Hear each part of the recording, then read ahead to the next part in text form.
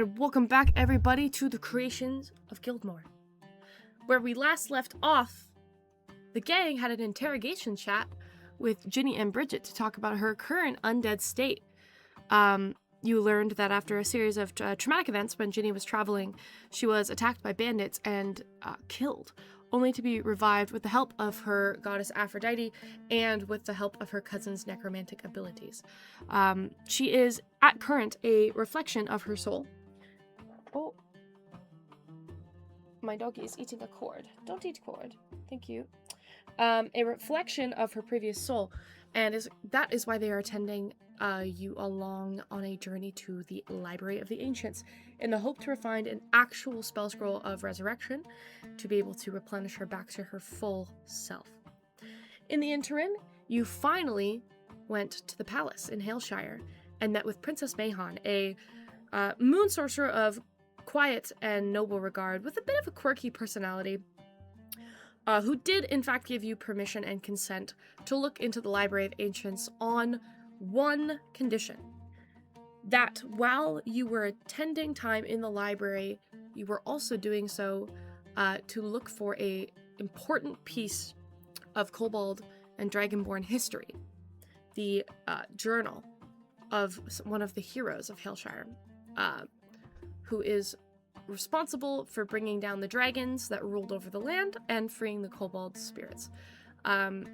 Princess Mahon considers this highest priority and is happy to give you whatever services are needed to get to the library intact and in one piece, including providing camels and a carriage, while at the same time warning you of the dangers of pursuing it and reminding you that nobody has ever successfully returned from the library. From there, you were quickly and quietly escorted out and have some time to kill over the next couple of days while Aurora waits for the retrieval of her weaponry. So as you all head into this downtime, I would like to ask you all to confirm what it is you would like to do. So just quickly, before we start downtime, my alarm did go off. Yes, we That's did. right. We did end with the alarm going off in Cecilia's noggin. Cecilia, while you were in the palace, you did in fact hear an alarm spell that you had placed around your dormitory back at the inn go off suddenly. With that in mind, gang, what would you like to do? I would like to communicate that and start running. I forgive. I was about to say something, then Discord distracted me with our sound effects. Aurora, yes, will see that Cecilia runs and takes off as well.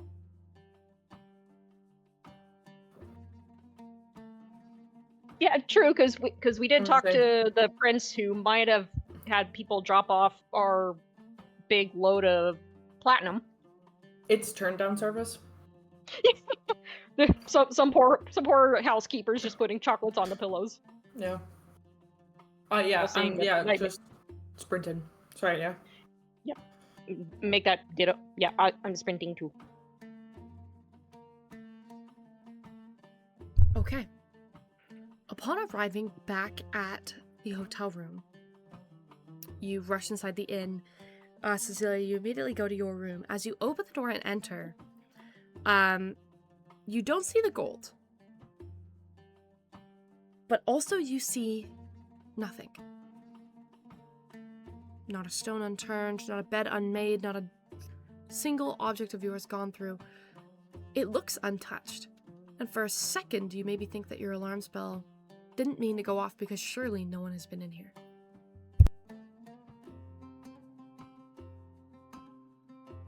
I'm going to cast, I'm going to do a perception check. Hopefully I'm not the only one in the room. I was about to say, can I help?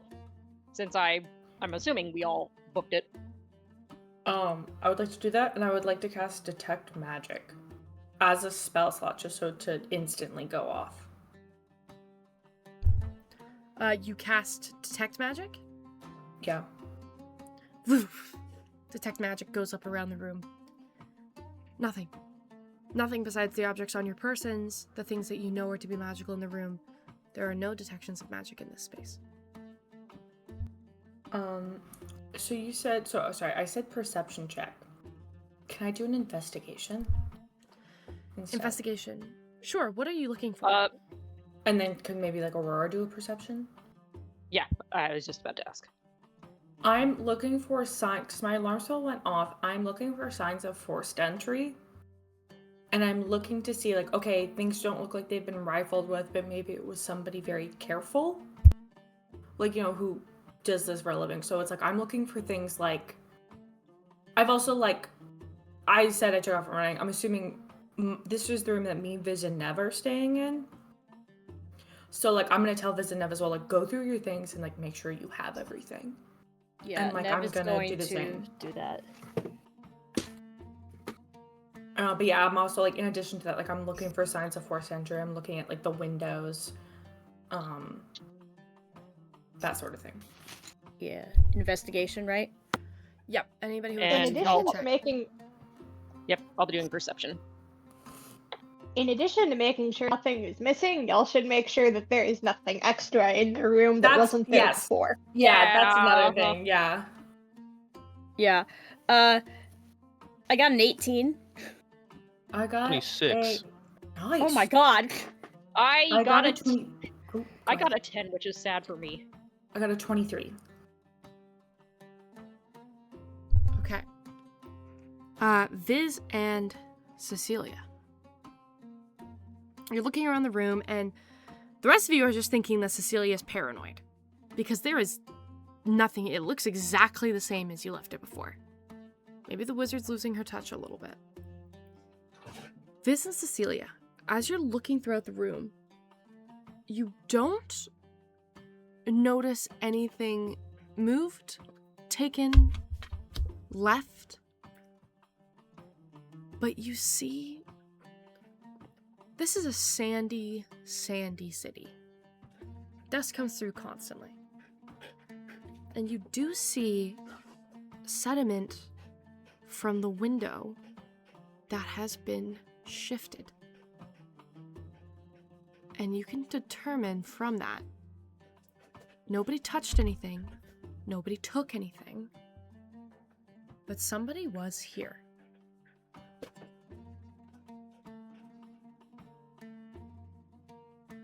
Okay, and this sediment, it's only by the window. It's not also by the door.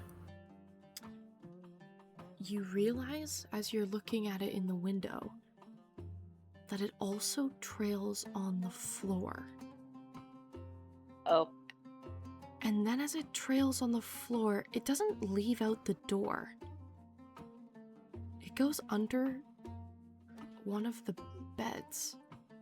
I'm Fuck that, stopping bro. myself from Bro. immediately no, destroying no. the bed. That shit is scary as hell. Yeah, no underbeds, no underbeds, no underbeds. I am Uh. going to get ready to cast Pulse Wave. And I'm gonna like grab who's ever next to me. I'm gonna like grab their hand and I'm gonna Probably me. I'm gonna take out Reginald. I'm gonna make him fly on the floor near the bed. I'm gonna have him peek under and grab onto somebody next to me and look through Reginald's eyes. Okay. Viz will have his hand out like a finger gun and aiming it at the bed. Okay. I'm just also before I do that, like I think when me and just realize it goes under the bed, I'm like putting my finger to my mouth to have everybody be quiet and be like, I'm trying not to make it seem like if there's somebody under the bed, we've noticed. Mm-mm. Right? So I'm having Reginald go over to peek under to make it seem like if there's somebody under the bed, they think they haven't been caught yet. They think they haven't been caught yet.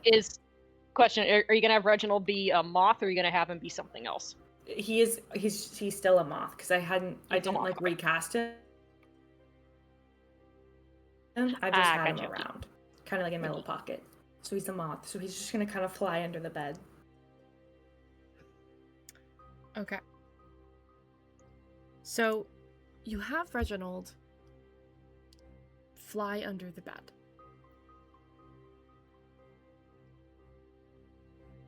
And as Reginald kind of coasts down, you see the footprints turn into slides, as though someone forced their way under. But you don't see anyone under there. Does Reginald go under the bed? Yeah. He's gonna follow like the trail. Okay.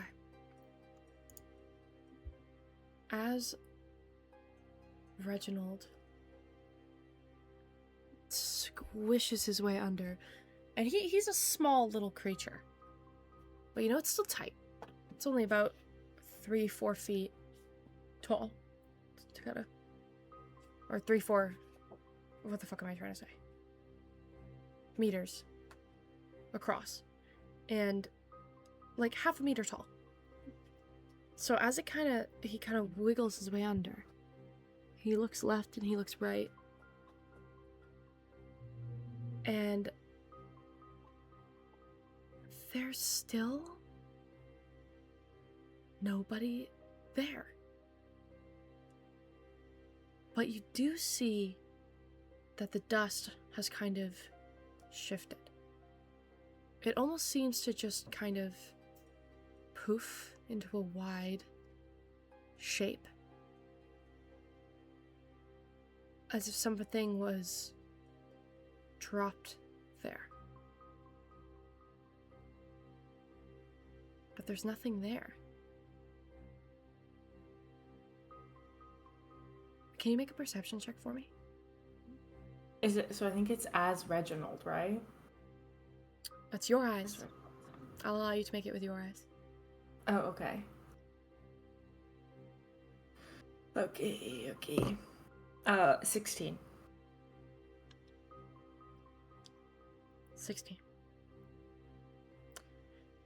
You can confidently say there is nothing under the bed, on the floor. And then you just hear through Reginald's ears, ever so gently, bloop, bloop, bloop, bloop. And next to you, something is dripping from above Reginald, inside the mattress. Fuck no. Inside the mattress? Huh? Oh god. I cast Fairy Fire. So Dog, I I don't was say just this. about I to don't say. say this yet. I don't Okay. say it. Again, it's just Reginald. But I do. I'm looking through Reginald's eyes, and I'm just going to, like, point and, I'm gonna point to the mattress for, like, everyone else. Oh my. Uh, Shex, you are triggering so many childhood fears of mine right now. Nev is gonna cast Fairy Fire on the mattress. You cast Fairy Fire on the mattress. Green light poof, illuminates around it. And from under the bed, you can see the green lights click together one by one and illuminate a long shape. A humanoid shape. One hand raised above the shoulder, the other bent behind the back, still and unmoving. As the light illuminates from the fairy fire, Cecilia, looking through Reginald's eyes, the dripping, bloop, bloop, is a violet red color. It is blood dripping from the mattress. Does this person look recognizable? Like, do we Right know this now- person? Right now, you can't see this person. You can just see the shape. Okay, Cecilia, as Reginald, could look up. Okay. Reginald's gonna look up. Reginald looks up, and Cecilia, you see an absolutely mangled body. Cut from almost every part of the skin, stabbed aggressively at least 10, 11 times. The body is in pieces. You can't believe there isn't a trail of blood coming from the window. The body itself is unrecognizable. The eyes have been stabbed out of the head, and the mouth has been cut in the corners into a wide, gruesome, clown-like smile. You can't even tell who it was. But sticking out of that cut mouth is a bloody piece of rolled up parchment, sealed with a stamp, and addressed to the deadly sins. Cool. Oh boy. Reginald ceases to exist. He poofs and he's gone because Cecilia completely drops concentration because she projectile vomits. Oh my god. Oh my.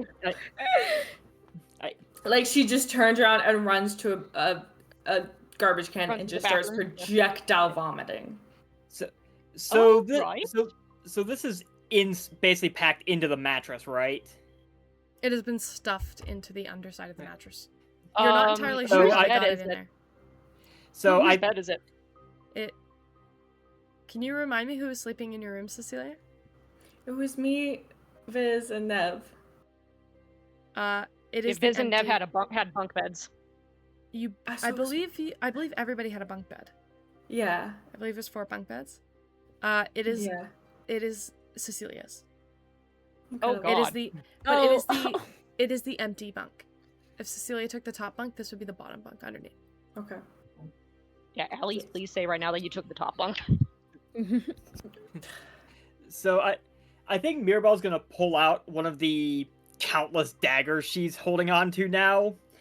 She's gonna go over to the mattress.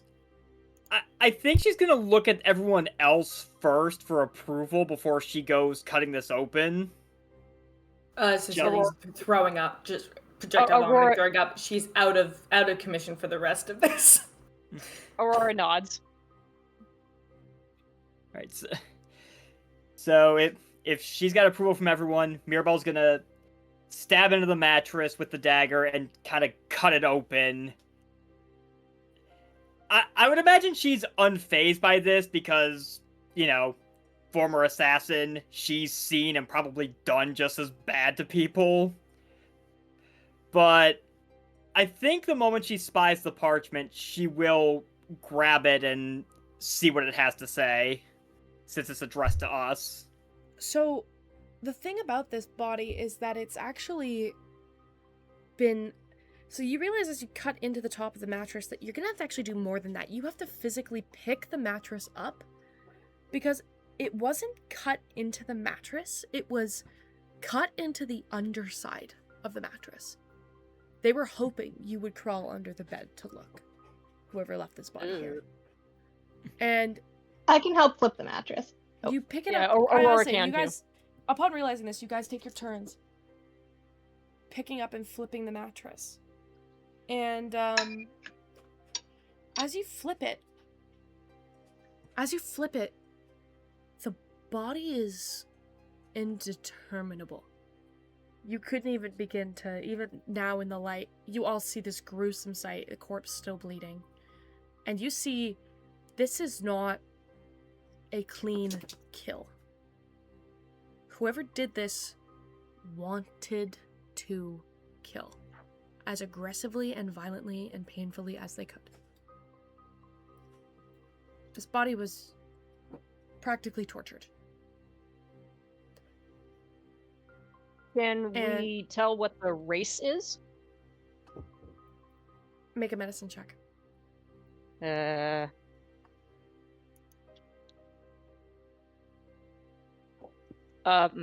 Not good. 7. Nope. It's not scaled, so maybe not a kobold and not a dragonborn. Can I make a medicine check? I was gonna say, could Viz see how long it's been here? It Yeah, definitely wasn't there when we were there this morning. you can make a medicine check to determine how long it's been there. It's 21. Maybe 45 minutes. Ugh. Under an hour. It's still bleeding. The body is still oozing blood. I'm gonna go look for Jeff. The Was one and Jeff- only witness. Yes. Yeah. Oh, And he can talk. And he can talk. Yeah. Again, can I make some kind of medicine check just to see, like, just to kind of clues of like who this is if this is someone we know, if this is someone we've talked to, is this just a random person who, like, you know, was unfortunate enough to get pulled off the street? You can tell from Aurora's check that you can't tell who this was, but if you can't tell who it was, it's probably good, because it means you don't recognize them. So, Well, It wasn't I got a 7, so I don't know if mine's the best one to go off of. yeah, it's like, it's not Ginny, it's not Bridget, it's not any of your friends. Okay. But okay. any, like, other discerning features of trying to figure out who this might be, I will say at this point, is hard to tell. Really quickly, we don't have to resolve it now, we can solve it after. But Cecilia stops throwing up eventually. And she realizes that if this is from the Mad Prophet, didn't Flora say something about, like, he does it in twos? Yep. There's always, like, a second for, like, how he leaves. One was for the kill, the other is for pleasure. So, like, I think Cecilia is going to wipe her mouth, go look to where the window looks down, and, like, does our window, like, back into, like, an alley? I think it does. did. I was about to say, I Mhm. think that's where we looked down and saw, hey, that girl we left our cart with, she might be having some fun in it. Can Cecilia just see from the window if there's any, like, other, like, strange, like, body-like shapes in the alley? Make a perception check. Oh, that's not good. 9. I have a question after that. You cannot see any other bodies in the alley. Okay, then Cecilia will just kind of be standing out, looking out the window for a bit while everybody else, like, resolves everything else.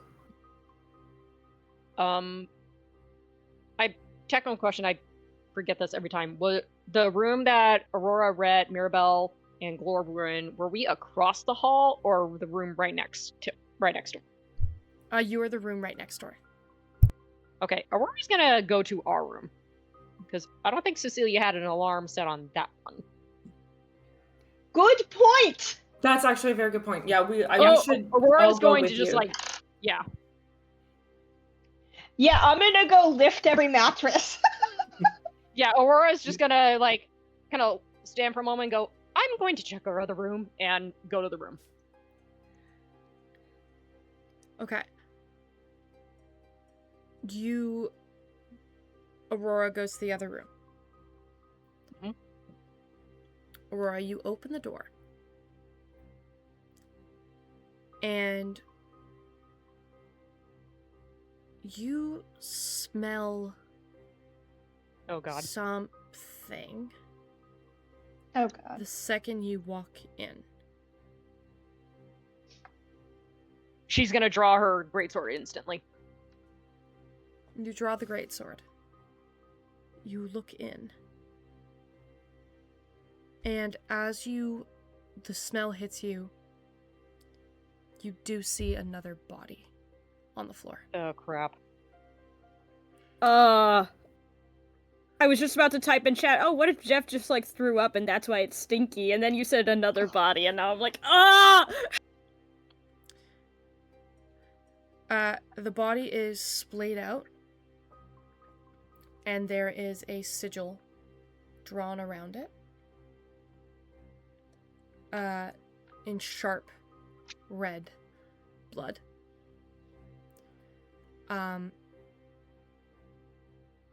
It also is sending a faint vibration up from around the room, just from the sigil itself.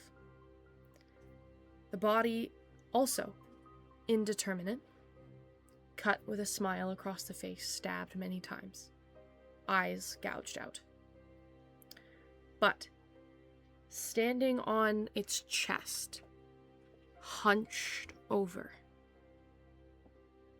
covered in blood. Big yellow eyes turned towards you.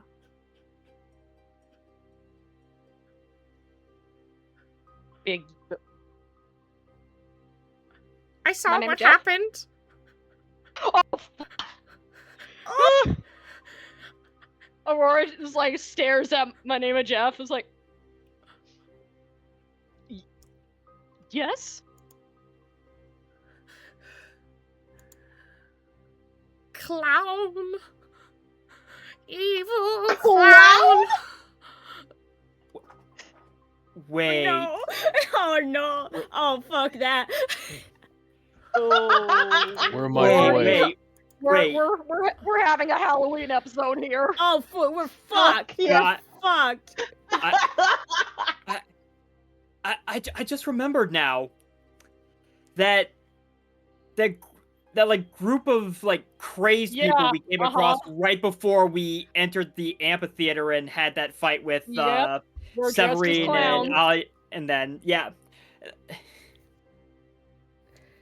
Oh fuck. Why are there so many freaks running around killing people? I say that as we are a band of freaks running around killing people. Aurora like stares at my name is Aurora stares at my name is Jeff. Oh right, you evil clown. Did you see where they went? Inside the body. He's still Aurora here. looks at- He's inside the body. Oh my god! Oh fuck. Checks? Why? Oh, sorry. So Cecilia and Viz are also there? I think I we don't all know. went over, Are you? right? I I thought guess we I were in went a. over. Viz went to go look for Jeff. Yeah, so Yeah, Yeah, I know. went with Aurora. Well, I'll say Aurora and Glorb went to our room. Their I don't room, know yeah. who all stayed in Cecilia's Yeah. room. I know Sorry, Mirabelle's I- still in Cecilia's room because she was going for that letter that was left to us from whoever did yeah. this. I think when Aurora and Glorb said they were going sorry. over, I think Cecilia did say, I was like, oh yeah, I'll go with you, because I was worried that that guy was still in there. Aurora is I- instantly going to cover Cecilia's eyes so she doesn't puke again. like- She's ready this time. She doesn't puke again. She's ready this time. Okay. I would like to immediately, when that is said, cast Detect Magic to see what the fuck is going on with the sigil, and what's going on, like, if something is, like, magically inside the... I want to Detect Magic. Do I have to roll something for that? I don't think I've actually cast it before. You take a just- spell slot to cast it at will. You cast Detect doing that. Magic, and you immediately sense magic coming from this sigil that is rapidly fading away. Who is in this room right now? Me, Cecilia, Glorb, and Mirabelle, I'm guessing. I think Mirabelle's in the Yep. other room, and I think Viz is in this one, because Viz went to look for Jeff. Yeah, Okay. Mirabelle's still in the other room. You get the sense I think immediately Nev's probably in the other room too. that if Okay. you, in the next 30 seconds, touch this touch this sigil, you can use it. But you have 30 seconds to decide. And I will set a timer now. Am I also able to tell the school of magic of the sigil? The School of Magic. Yeah, I will start. I will start the timer momentarily. But also, can we say that does Glorb want to say that before as well? Yeah. I want to know the school of magic first, and then I will say something. Okay. Conjuration. Conjuration. Okay. Glorb immediately says, "Don't touch the sigil. It's still active." Okay. I think Cecilia would be able to pick up what it is. Allison's putting the pieces together. This is because they said that they need the second body to transport. Mm-hmm. This is how. Wait. He went into. Jeff said he went into the body. Cecilia's putting her mind, like, putting the pieces together. This is how the Mad Prophet's chosen travels. But do we see the dust from before? Remember the Mad Prophet's chosen is given the dust of madness or whatever. Oh, that's what transports them. That is the Mad Prophet's chosen, correct. See, I also think this is teleportation, but Glorb is the cautious one, so she is absolutely not going through the mysterious corpse teleportation. Three of you are in a room. I will start the couple of timer us. for 30 seconds now. Do we see dust around do we see the teleportation dust? Okay, wait, hold on. That was a prompt for me. That was a prompt for me to be like, okay, and no more questions. Sorry, do you have another question? Oh. Just do we see the dust that the dust was apologies. Oh, you don't see the dust. The dust was in the other room was displacement from the dust in the room. It wasn't anything fancy. You don't see the dust of displacement, but you do see an active magical sigil. Okay. I am going to set the timer. I will say, Viz, you have not gone far. You are all within 80 feet of each other. I'm starting the timer now.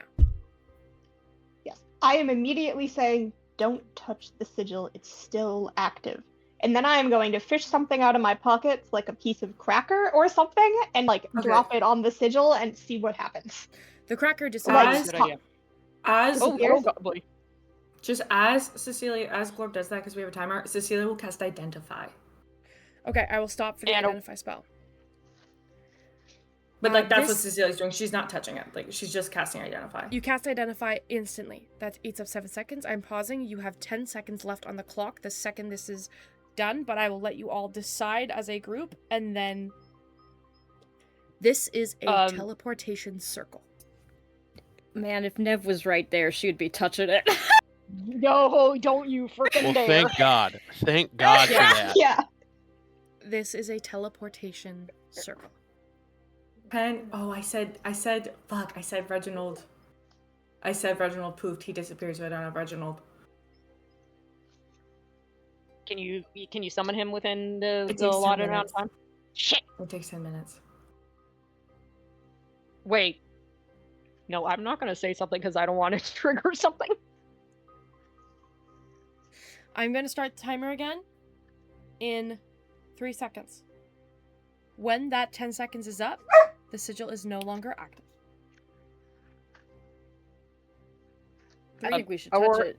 2. Yep. I say from the other 1. room. Go. What are you doing? Aurora's going to look, and seeing that the dust of whatever it was isn't there, goes, yes, whatever this is different from before. We shouldn't test it. Yeah, Glorb is taking a step back and waiting for that thing to stop. Oof. Yeah, Aurora, Nev's going, hey, what's going on?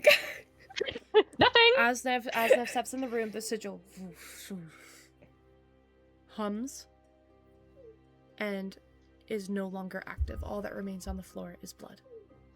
What is the, would Cecilia know how long a teleportation sigil is active? And just in general? Is it a minute? It's a minute. So he was there a minute ago. Yeah, you just missed him. Okay. What the fuck? Who has the piece of paper? Mirabelle. We should probably see what that is before we take any further action. Cecilia will stay in this room, and she is going to draw in her spell book the sigil that he used. So she's just gonna take like the however long it takes to just transcribe it into her spell book, so that they have it. Okay. You draw this truly horrific sigil.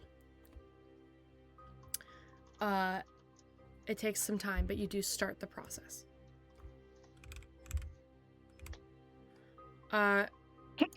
What are the rest of you doing, sorry? I would imagine Aurora- while... I'm sorry. No, yeah, Aurora's going to go to Mirabelle and say, we need to find out what is in that letter. Yeah, I would imagine while they were looking into the other room just to see that, Mirabelle by now has probably opened this scroll or letter or whatever it was that was addressed to us and is reading through it so she can relay the contents to everyone else. Okay.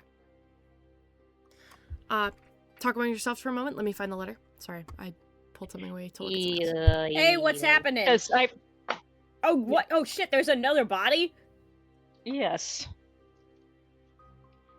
Alright, clearly, we are no longer safe here.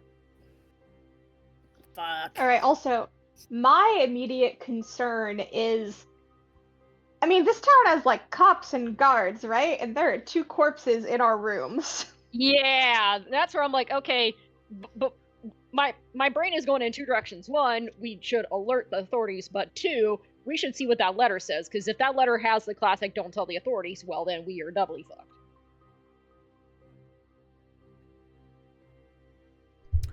Okay. You open up the seal. The seal, by the way, is horrific to touch. Who opens it? Mirabelle. Mirabelle.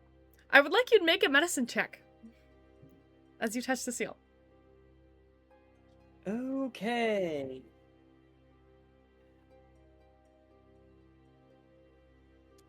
Uh, 16. 16. The seal is made from human skin. Ugh. And sealed with blood. Could you make Lovely. a Constitution saving throw, please? Sorry, Oh, how boy. dare you is making me giggle.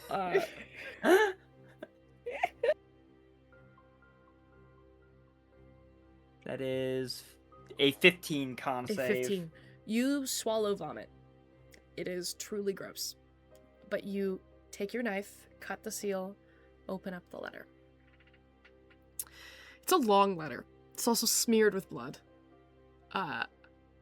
And the scroll is barely legible. It's written in different sizes. It's not consistent. Sometimes a line ends and another one just randomly begins. There's no diction, there's no cadence to the writing. But eventually you make out this. Darlings, darlings, my wicked little wanderers, you've been sniffing around where you don't belong. The mad one doesn't like that. Oh no, no, no, no, no, several no's extending across the page. He hates curious mice in his pantry. You think yourselves clever, brave, tasty maybe.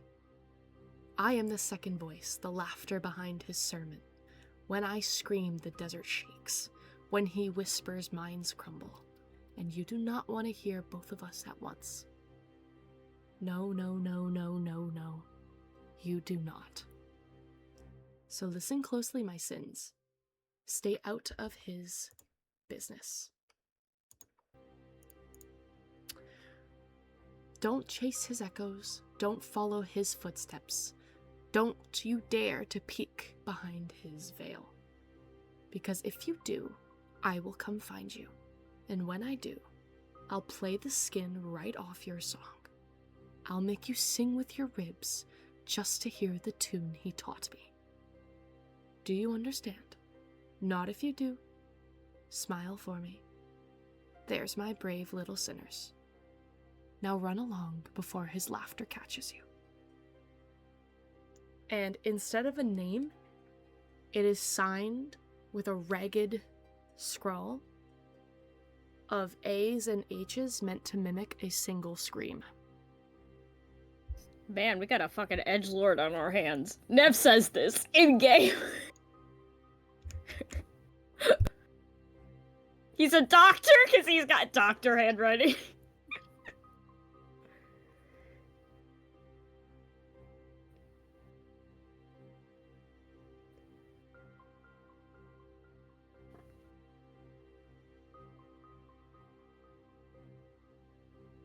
Well, I'm gonna go get the god if anyone else is opposed to that.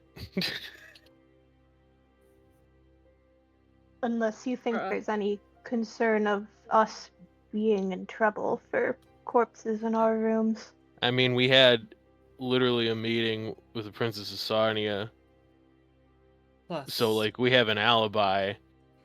Indeed, Should but somebody besides Nev or Viz go? Before anyone does anything, oh lord, Mirabelle, can you make a history Mhm. check for me? With advantage. Okay. With advantage. Okay. Because of your background. can I just say, Shax, that was absolutely chilling, and I both love and hate it. Thanks. Yeah. This character is actually We're fun having, as our shit. Halloween... We're having our Halloween episode here. 19. 19. While the letter is not signed, something is familiar. Many, many years ago, you do recall the other assassins talking about one who went off the rails. Assassins do their job efficiently, but after a period of time, one of them stopped doing the job efficiently. She was too messy. She wasn't effective enough. She was too noisy. She let their victims scream.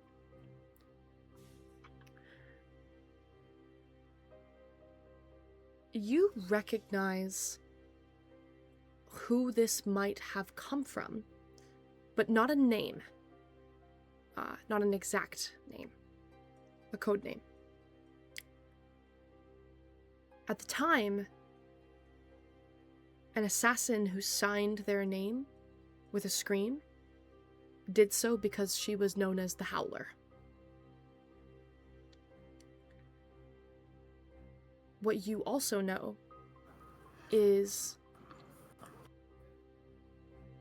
the Howler has been missing for a little while now. And this feels like her playbook. But you never remember the Howler being sane enough to do something for someone else. So some of the stuff here is not adding up. It looks like her regimen. But something's different. She answers to someone this time.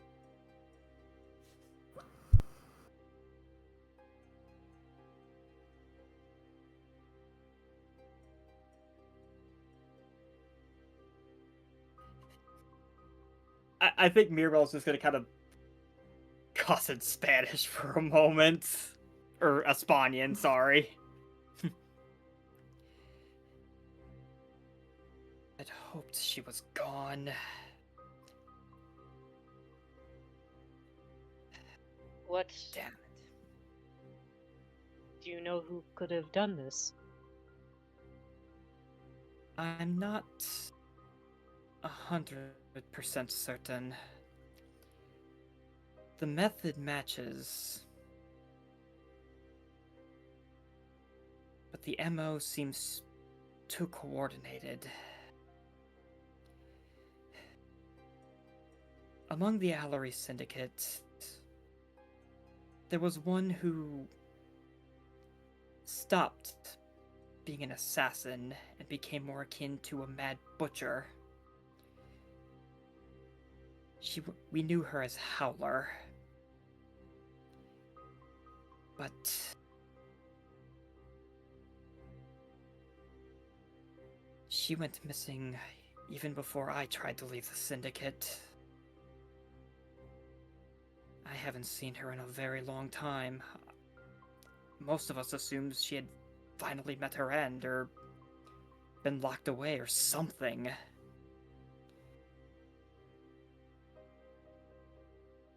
This is her handiwork, no doubt about it.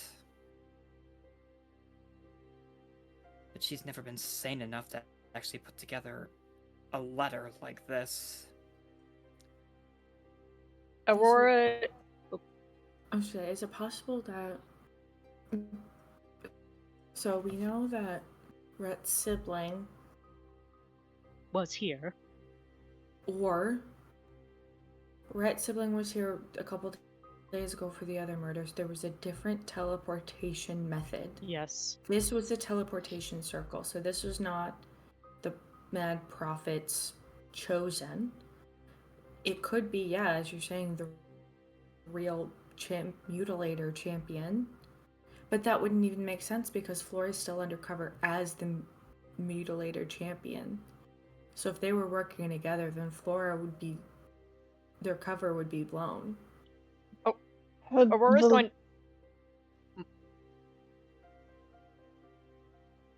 Go for it if you're gonna say something. Aurora's going to look at my name is Jeff and say, did you the person who went into the body? Can you describe how they looked? You said a evil clown. Can you tell if what they looked like? Jeff looks horrified. Can you make a persuasion check for me? Oh god, not me. I'm like the worst at this.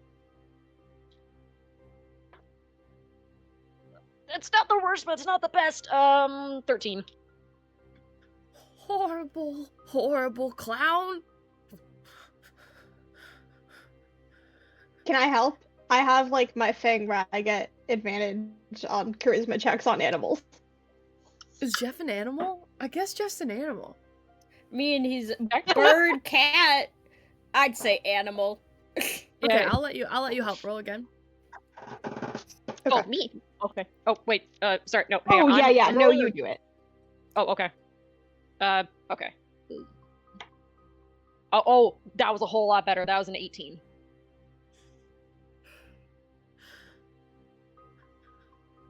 Elvin, maybe.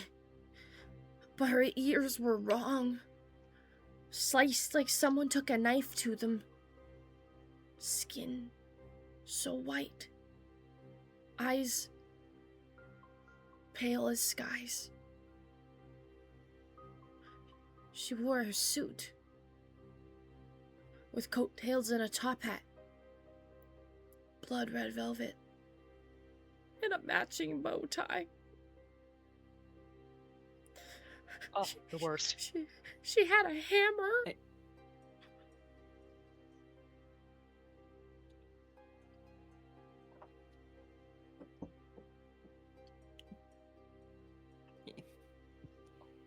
Oh my Are- god, wait. Aside from maybe possibly the clown stuff, is any of this ringing any bells to Mirabelle? Like, is this describing Howler for sure, as from what she remembers of the last time she saw her?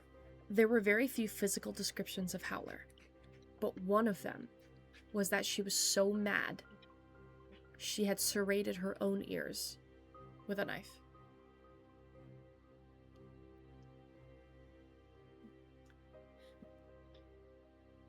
Serrated ears match up, unfortunately. Pale eyes?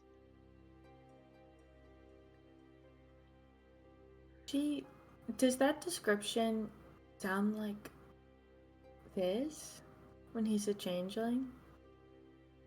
Ooh. Like, is it a changeling? Yeah, because changelings have that one form. You're not sure. Cecilia will kind of look at Viz and kind of like, can you show Jeff? Maybe privately, maybe take Jeff out of the room. Yeah, let me And talk to and Jeff. calm Let me Jeff down. Yeah, let me make sure my maybe, boy's okay. My Yeah, name maybe is also we should get the guards. My name's Oh, Jeff. we It's should- okay. My name is Jeff. Okay. Hop on my arm. My name is Also, Jeff. we should get the guards. We should get the guards, but it shouldn't be Viz or Nev. Yes, perhaps you and I should go get them and see if we can communicate to the princess as well. Yeah. Maybe Viz and Nev. Oh, we don't have a third room. I mean, there Yeah. is Ginny and Bridget's room, I guess. Yeah. Maybe. Oh yeah, we're all gonna let's, cram in there. let's go to. Well, let's go Well, to. Viz and Nev Bridget and have Ginny's to room and- disappear. Yes. Yeah, Yes. that's the biggie. Right. So maybe Mhm. you guys go to Bridget. Are Bridget and Ginny with us? We were with I them don't earlier. think so. I think they stayed I behind think when we ran off, yeah. they was like, all right, we didn't say anything. Okay. Let's. Yeah, it's like we yeah. do that a lot. Yeah, maybe you guys go to Bridget and Ginny's room. Make sure there's no like third body, and maybe hide in there, and we'll deal with this. I think Mirabelle will hold out the letter for. I would imagine Aurora would be more willing than Cecilia to probably touch it. I mean, I Aurora's gonna. don't think we should have the letter with Yeah. if we're getting guards. Yeah, Aurora looks at Mirabelle and goes, "Just hold on to it for now. We'll." Fair enough, but let me know if they need to see it, just to prove that someone left these here for us, that this is not our doing. Oh, indeed. All right, so we should go get the guards, but we should still remain discreet since someone is clearly watching this. Mhm. Although how discreet this will be, I have no idea, but one step at a time. Alrighty, guess we go find the guards. Yeah. Okay. Which guards in particular are you looking for? Are you going back to the palace to specifically ask for palace guards, or are you looking for like operators? I was gonna go to the front desk Yeah. and say we just came back and we found bodies in our Can we room. have housekeeping in our rooms? We found Yeah. some corpses. It's kind of gross. Cecilia's also like get some still freshly made yeah. beds. Cecilia's like still pale and sweaty from throwing up. Of So course. she's gonna like walk down and really play up how shaky and sick she is, and she's gonna like speed walk down the stairs up to the front desk and just like get really close to the front desk person and kind of just whisper to them like really intensely of just, there is a dead body in my room. Aurora, can I just say that Aurora kind of like goes just like falling behind her, like, oh boy, like how's the worried mom look of like you gonna throw up again? You okay? She doesn't say anything, but she's kind of like has that look of like you gonna puke here, you gonna puke there, how you doing? So the guards look And yes, there's extremely also one panicked in and our room. alarmed. They do send some folk to look. I wasn't talking to guards. I'm talking to the front desk lady. The front desk clerk. Oh, Front desk. yeah. clerk. She looks terrified. She immediately rings up someone, shouts for someone outside. Guards come in. Within the next 20 minutes, the inn is absolutely swarmed with operators. Each of you are taken into a room and questioned about what you saw, Except what for, happened. except for Viz and Nev. Except for Prison Dev, yeah, Well, 'cause y'all better also- skedaddle. Again, like they're in Bridget and Ginny's room, and Bridget and Ginny aren't back yet. No, they are not. They're At some point in hiding. time, Unless they decide to check every single room. Yeah. they don't. I will say at some point in time, Bridget and Ginny do return. They have to verify that they do, in fact, currently stay at the inn. They're escorted to the room. They come inside. They look at you two, and they're like, "What happened?" You explain the situation. The chief operator is heavily skeptical of your story until he sends an operator to the castle to confirm that you were there, and returns with a letter from Princess Mahon. After reading that, you are no longer considered suspects. Thank you, Princess. Free reign to do whatever we want.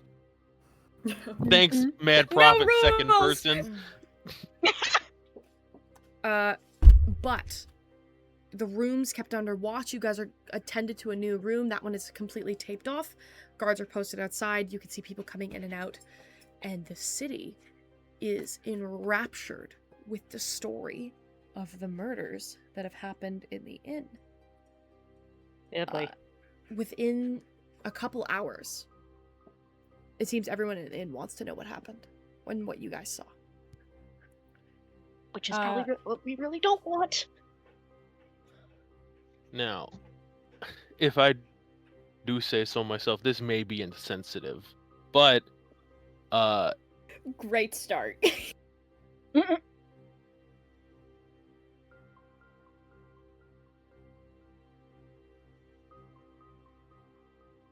Evan? Oh. Did we lose him? We lost him for a sec. We lost him. Oh. Yep, there we go. all right, hear me? Yeah. Yep. Viz's occupation requires him to write about what has happened, so Viz will begin writing all that he knows down. Okay. Good idea. You write everything you know down. The operators later confirm the bodies of the two individuals. Locals. Nothing spectacular about them at all. Just people in the wrong place at the wrong time. And Okay, I have oh, sorry, keep going. you're all good. And in that moment, your downtime in Sarnia begins on quite a concerning note.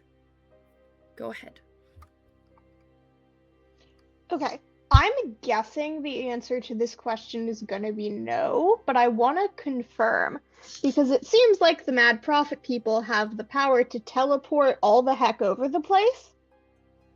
So I'm curious whether Glorb has ever heard, I guess, of anything even remotely similar to this, like, happening up in Moclicia. Like, I'm guessing not where she's from, but even, like, mentions of it around, like, where the Ironbreakers live. Like, is this a thing that has ever happened up there, or is this, like, completely foreign? You know what I mean? With, like, random serial stabbings. Have they like, made it that far north? Oh, serial stabbings, or I thought you were talking about teleportation. I was like, well, druids canonically can zip through trees. Yeah, pretty quick. no. I mean, like, are there, like, any stories about crazy serial stabbings in the Ironbreaker town that would, like, give me reason to believe these freaks have gone that far north?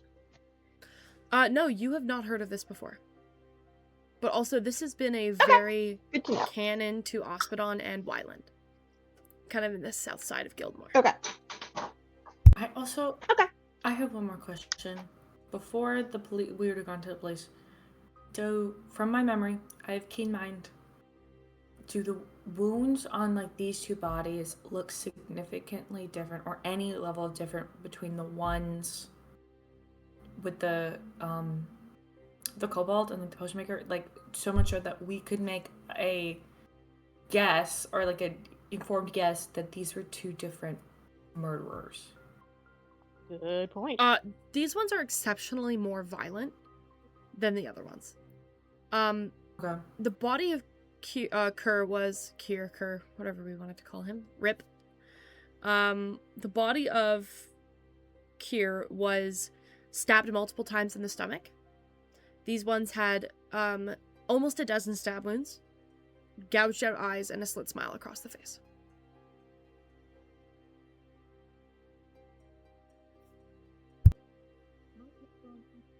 And So, from like- what we... Oh, sorry. I was gonna say- And from what...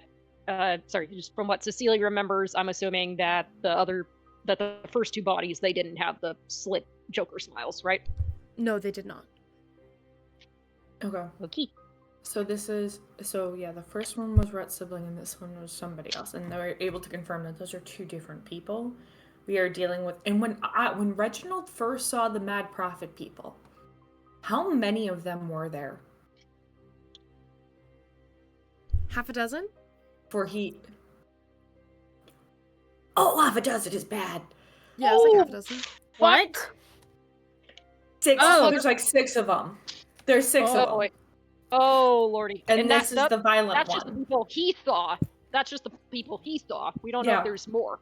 Yeah. Well, you need more than 2 people to make a cult. I do, yes, but it's, That I figured. you know there are like 6 like actively in play. So this is one of 6 that we have interacted with 2 of 6.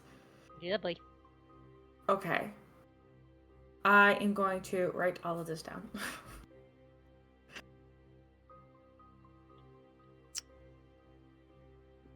Yeah, if they are, Yeah, Blade, we back. that's a lot of people. That's almost as many as in our group. I'm putting us over the top.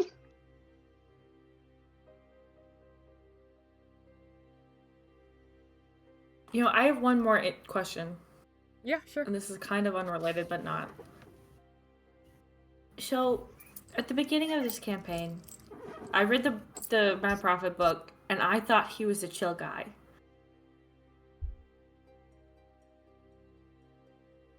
Do I still hold that opinion?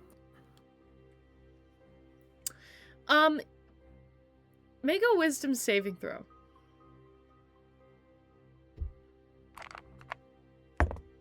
Rolled so fucking bad.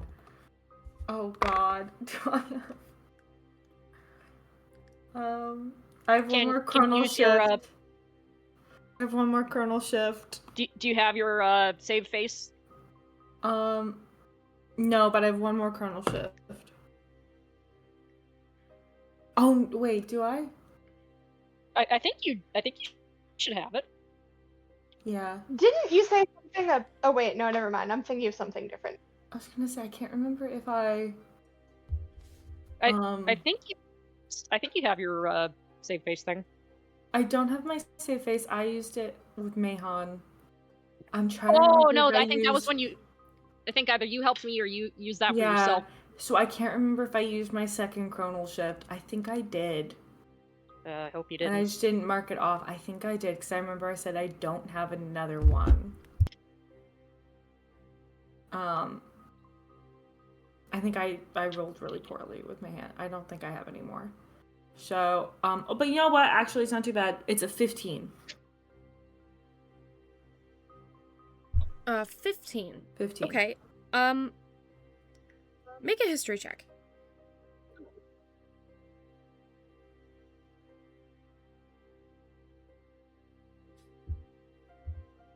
18. 18. You know that people misinterpret God's behavior all the time. The Mad Prophet might be a chill guy. That doesn't mean his followers aren't. That doesn't mean they're not misinterpreting things or making their own rules. Okay. So he If this- might be chill and his followers are whack. Yeah, maybe. He's chill and his followers are whack. Cool. Okay. Yeah, people are just Thank you. doing Jesus wrong. You know? So basically your typical religion. Yeah. I'm like, these are the Westboro Baptist Church of the Mad Prophet. Yeah. Okay. Thank you.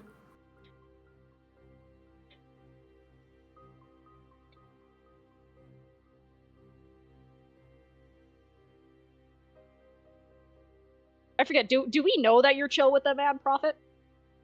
Or just that we're like, why are you talking about him like that? I haven't really said anything. Okay. I've kept these opinions to myself. Gotcha. Okay.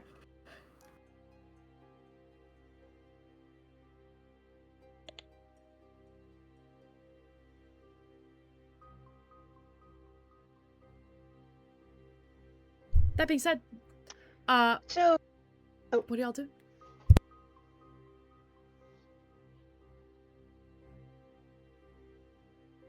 we were like being questioned by the guards, right? And we're all like cleared to go. Yeah, you were cleared as suspects, so there's just like a lot of hype going on right now. But you've been, I mean, you're not responsible for it. They know that.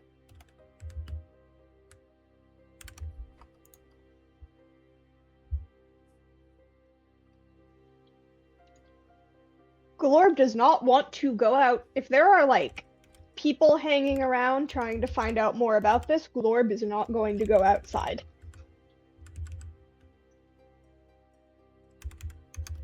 Yeah, Nev is probably going to recluse into the room, work on her taser camera, not interact with people. I do remember, I think some of us were gonna double check Bridget and Ginny's room just to make sure there wasn't like a third body or anything. Is their room pretty much clear? Their room was actually locked. So Viz, you go into Bridget and Jenny's room. They join you in there later eventually, but you take Jeff in there. Their room was locked. So they gave you a spare key. So you actually have to unlock their door and go inside, and you don't notice anything unusual. You know at this point what to look for, and you don't find any traces of anything nefarious here. Doesn't look like anyone's even been inside. Okay. Yeah, like you said, we just kind of update them on the situation. And after Viz is done consoling Jeff, he stays by Jeff for most of the day while he also writes down what happened.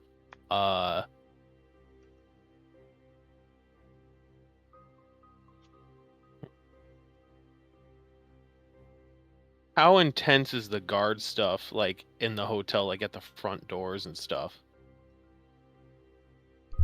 It's dominant, but you also have been cleared, so it's not directed at you by any means. Okay. Alright, well,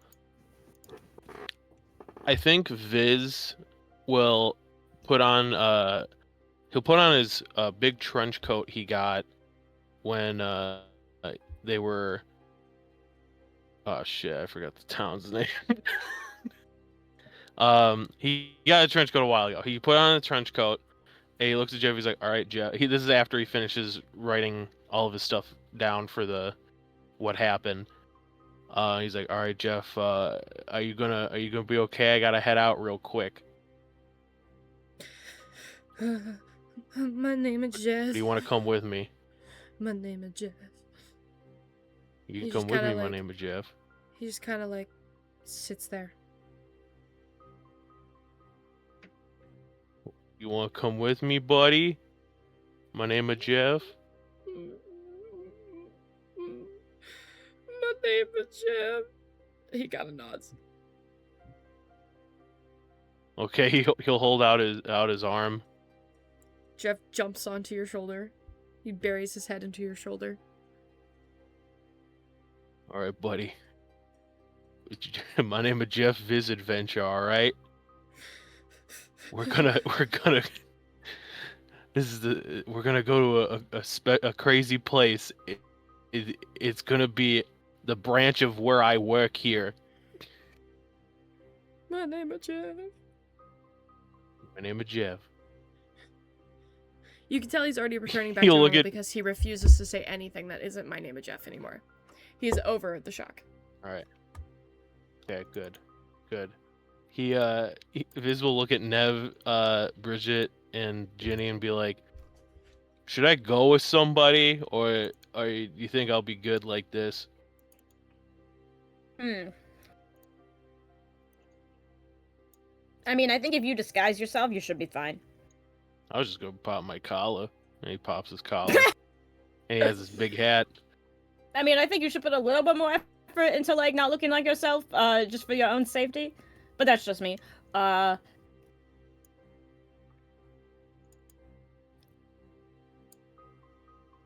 Bridget, Ginny, what do you think? I mean, I have the worst judgment at the best of times. Bridget? And Bridget goes, they've teleported away. So that's a good thing. Honestly, I don't think they're coming back since they made all that effort to leave. But be cautious. You never know.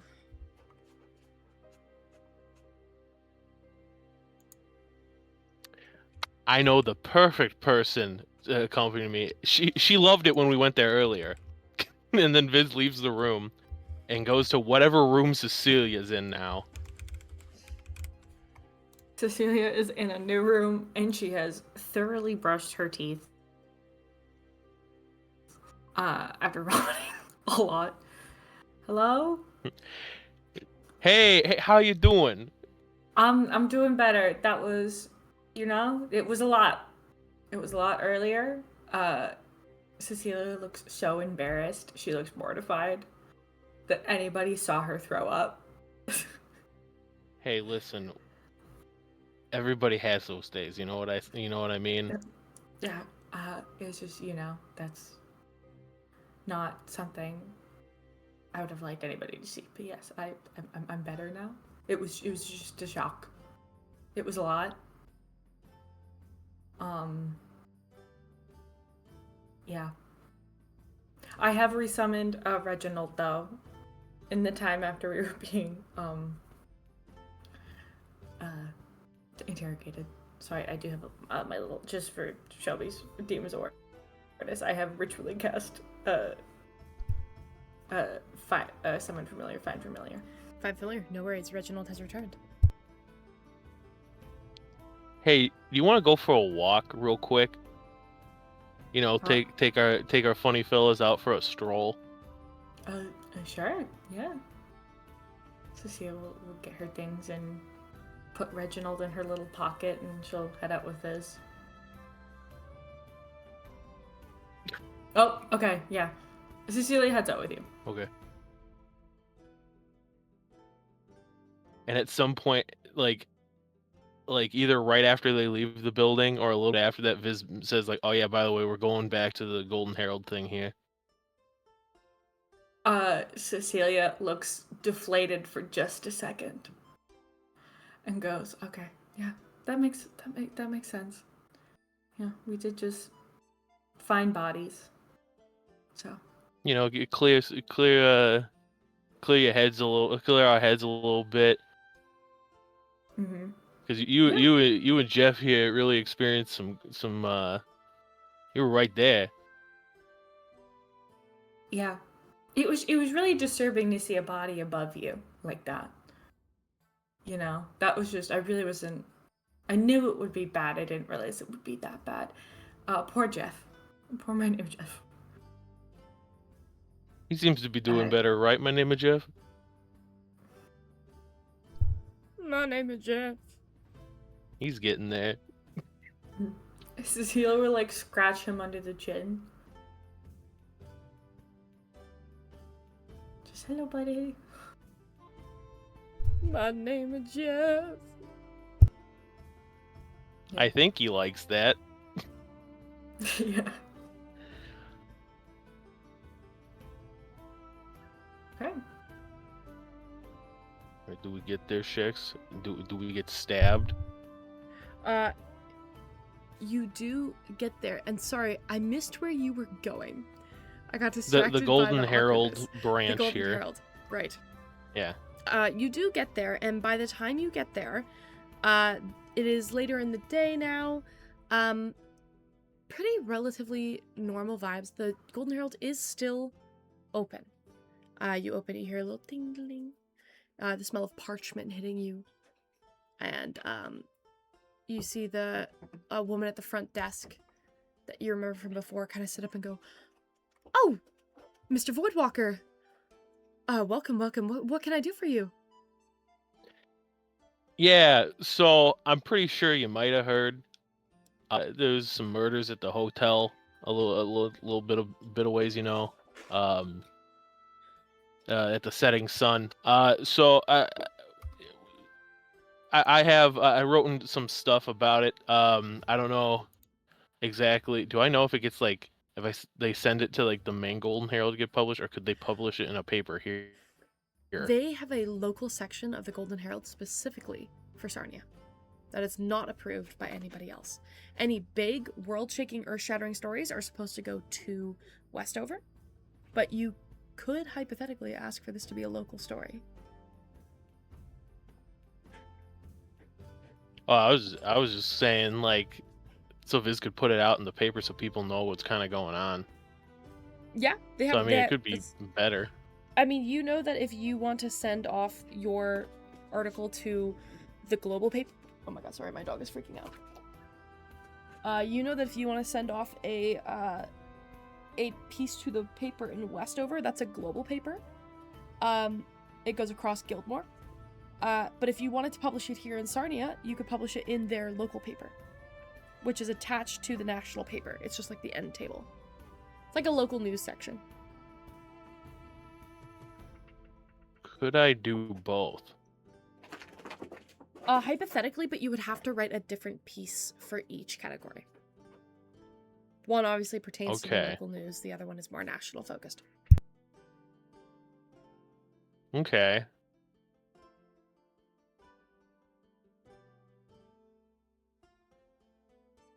I'm debating how fast Viz writes. How late is this open?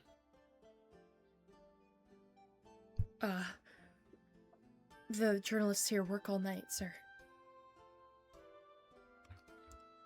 Is there a table? Of course. I was instructed to give you any desk you'd like. Is that right if my friends come with me tier 2? Of course, sir.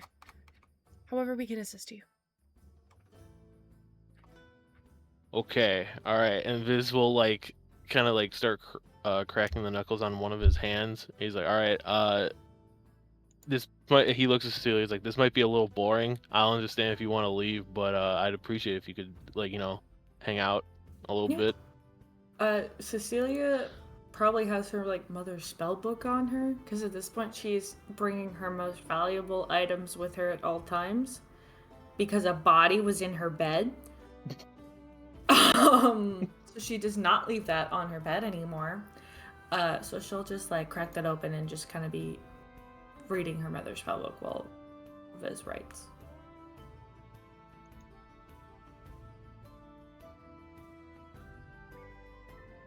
Yeah, so then Viz would write, I think the main one he would have written, since he's used to doing it like a global, like through like the main Westover thing, that's the one he's going to send out. Then he just rewrites one that's more local focused, like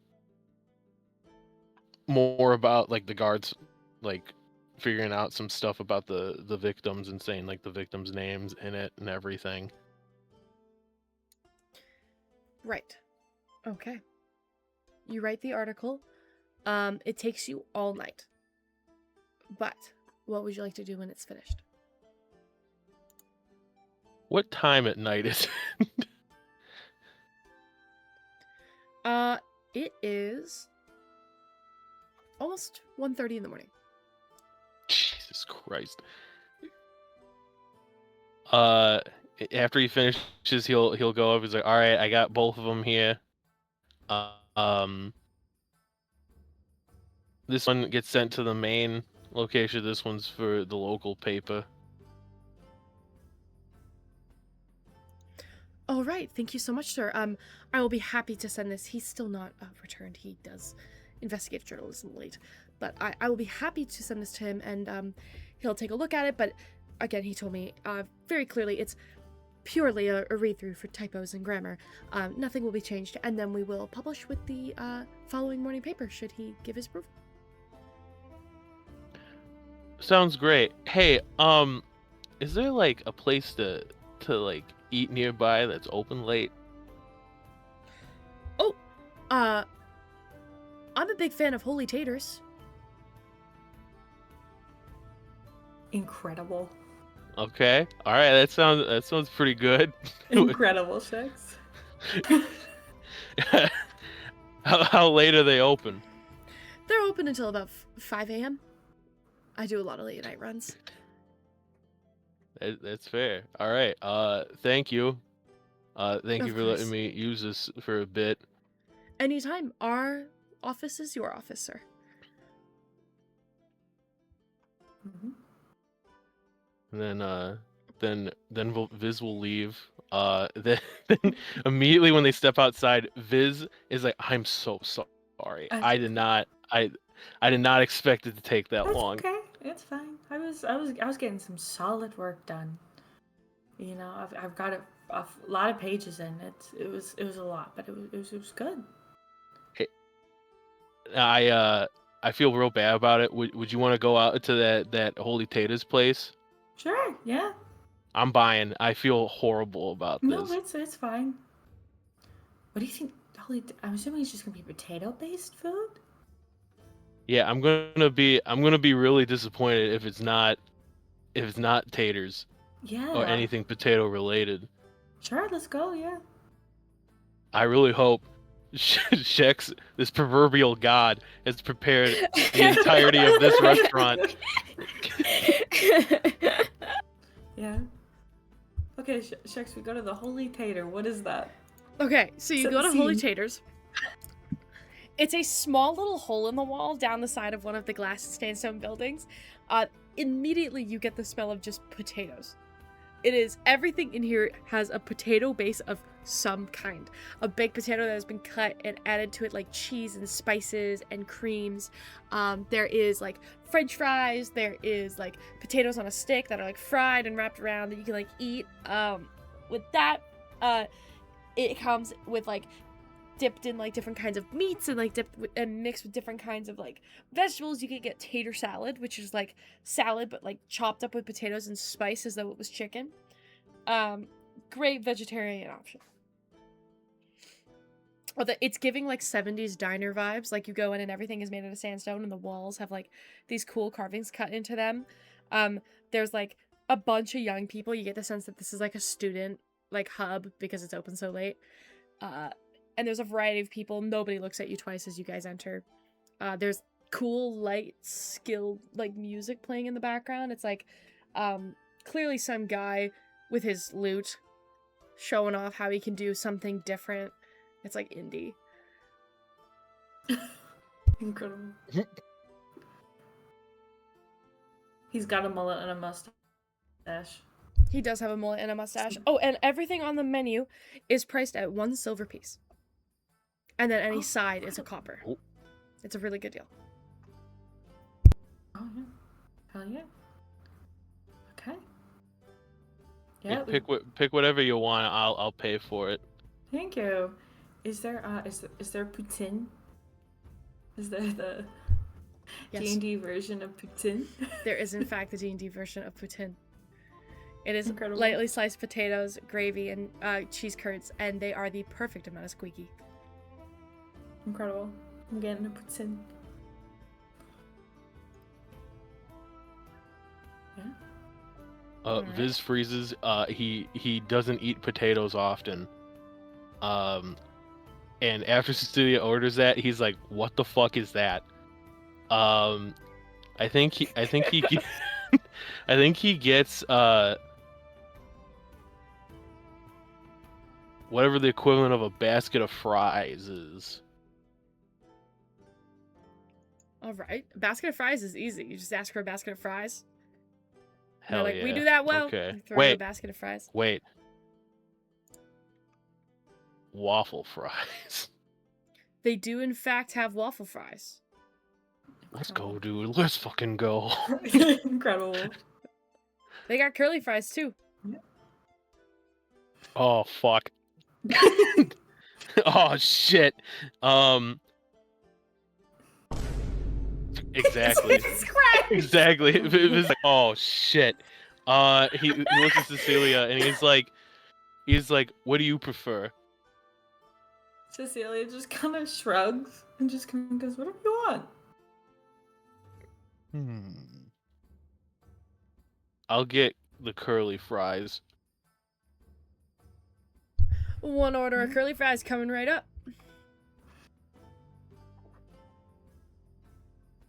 They Oh, are plain going to a fucking fast food restaurant. fantastic.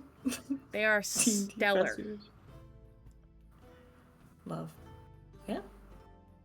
Alright. Yeah, you just look kind of sit and eat, and as they sit and eat, Cecilia will be like, "So, how's your book? How's that going?" Well, honestly, I've been kind of stumped on it for a bit. I've actually kind of had ideas for like 2 other things, kinda. Okay. I when I think it was the day before the Lovers Festival. I bought two empty books that I could write in. Um, I mean, if you want to hear about them, you can. They're not really it's not really a romance novel. Well, one of them, it's kind of hard to explain. No, yeah. Tell me about them. So like one of them is like about a vampire that like takes over like this place, right? And all these people just kind of show up, and they gotta stop him. Okay. But like all the people have somehow a tie to this place, you know? Oh, interesting. Yeah. Yeah, I haven't gotten far besides like some character ideas and some names I haven't Yeah. really figured out yet.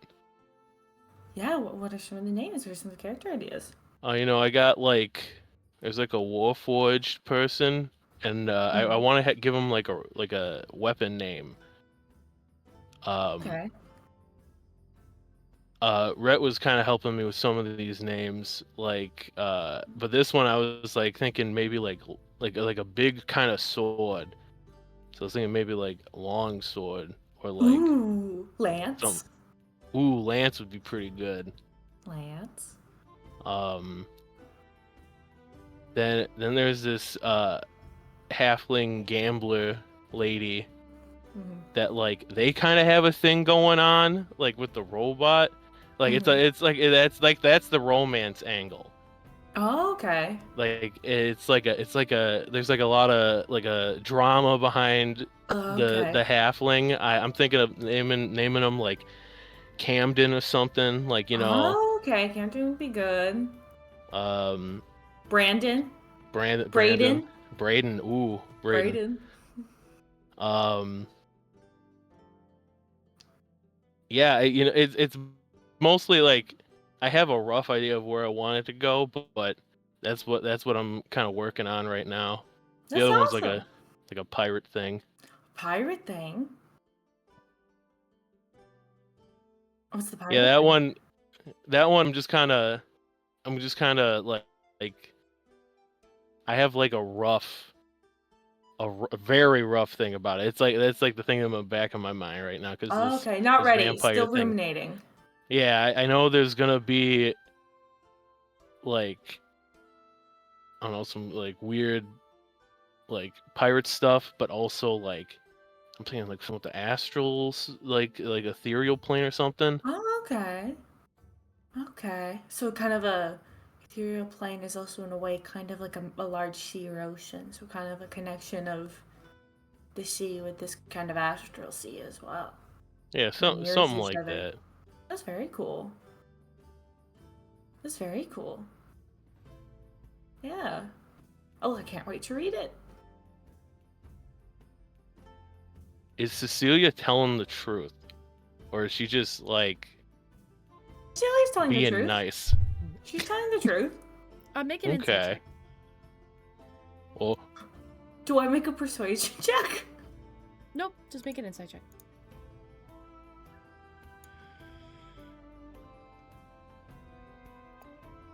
+18 +6. You feel like she's being truthful. She finds this fascinating.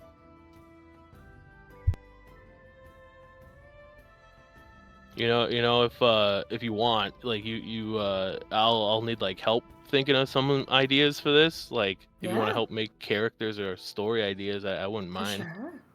Well, for this vampire one, do you have like the whole kind of cast set, or do you just have the first two? Well, I know I have got Longsword, and he looks to Cecilia or Lance. Whatever the halfling's name is, you know, I was thinking of like a Kinku, name like name off of like something Checkers. like yeah, something like that, or like you know, like Stone. Oh, stone would be good. Crystal. Ooh, okay. Ooh, I like the rock angle. Yeah. Something about rocks. Yeah. Boulder. Boulder, Pebble. Pebble. We're Pebble. we're cooking here. We got We something are! going on. We got something. Okay, so a Kenku named Pebble. You know, I was thinking of like a kobold that kind of joins in a little bit later, kind of thing. Okay, so kind of like the party kind of picks them up on the road kind of situation. Yeah. Okay.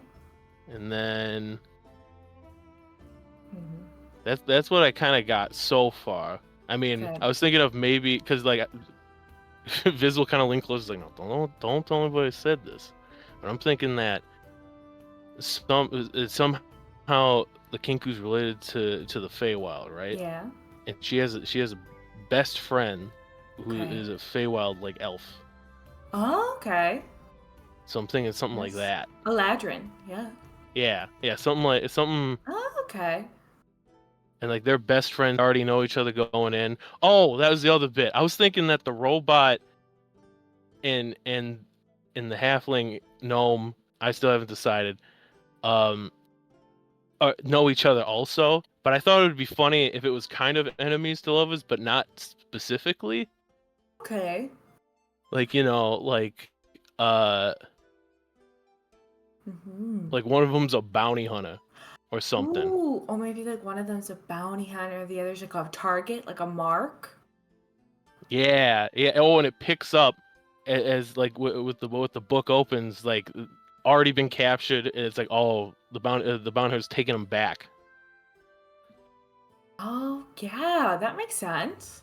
But then when they get all trapped in this place with the vampire, it's all you have to kind of, your relationship develops as you have to work together. Exactly. We are in sync right now. Yeah. And so the best friend of the Kenku, like so they're just best friends going into it. They're best friends the entire time. Do they have is it like a buddy cop kind of situation, or is it are they opposites? Are they very similar? I think the Kinku is like a healer, right? Mm-hmm. Oh, cleric. I think Granite is like a kind of a hero, not hero, like a cleric kind of thing. Yeah. But Diorite could change to anything, Oh, absolutely. Absolutely. I'm thinking the elf though is more in tune with the Feywild. Okay. So perhaps the Kenku went there later on in their life. Yeah. Not from the Feywild. Yeah. Versus being from the Feywild. Yeah. Yeah. I imagine it would lead to a level of kind of a bit of chaos or mischievousness coming from the Feywild into the... Yeah, I think so. I mean, like I said, I haven't really fully thought of it yet, but like if you have like more ideas, we can make the character like together. I don't know. Yeah, I always have ideas. It could be fun to play kind of a fish out of water, Feywild person navigating the material plane. Do you have an idea for a name? No, not yet. No. Okay. Maybe something Feywildy. Maybe something like... Oh, I don't know. Is Juliet a Feywild name? I don't know. I mean, like, based on like me and Nev, like I don't know that much about Feywild stuff, honestly. We could do some research. We could really look into it. Other options could be, Amelia. You could be doing like a Macbeth. You could do. There's really a lot of options. Yeah. I like having the name end with Elia. I think at that point Viz stops looking at Cecilia. Okay, yeah, no, that's good. Well, yeah, it's a good thing. Good ending of a name. Yeah, maybe Amelia. Yeah, so yeah.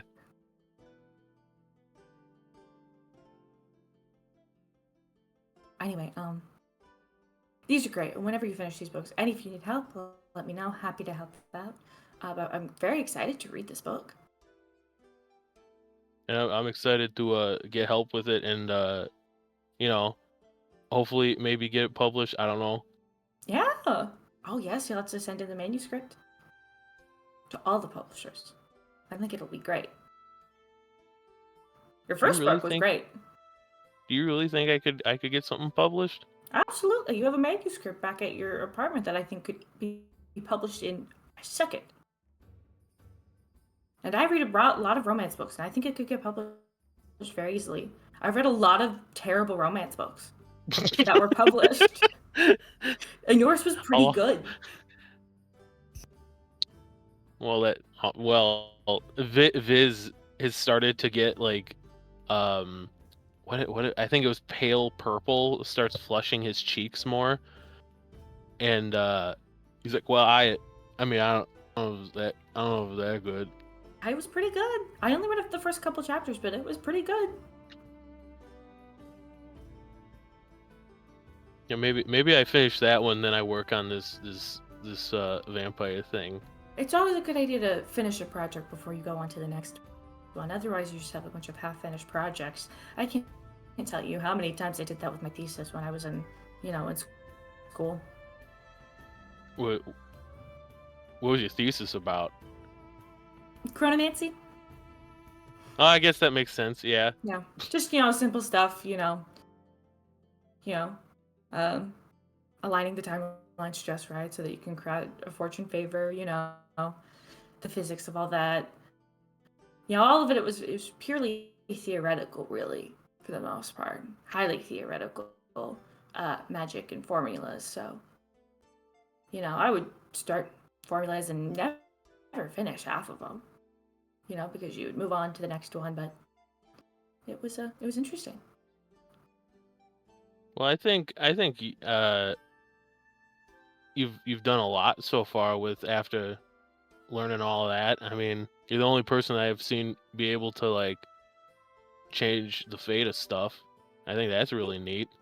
Like I've seen no one else do that.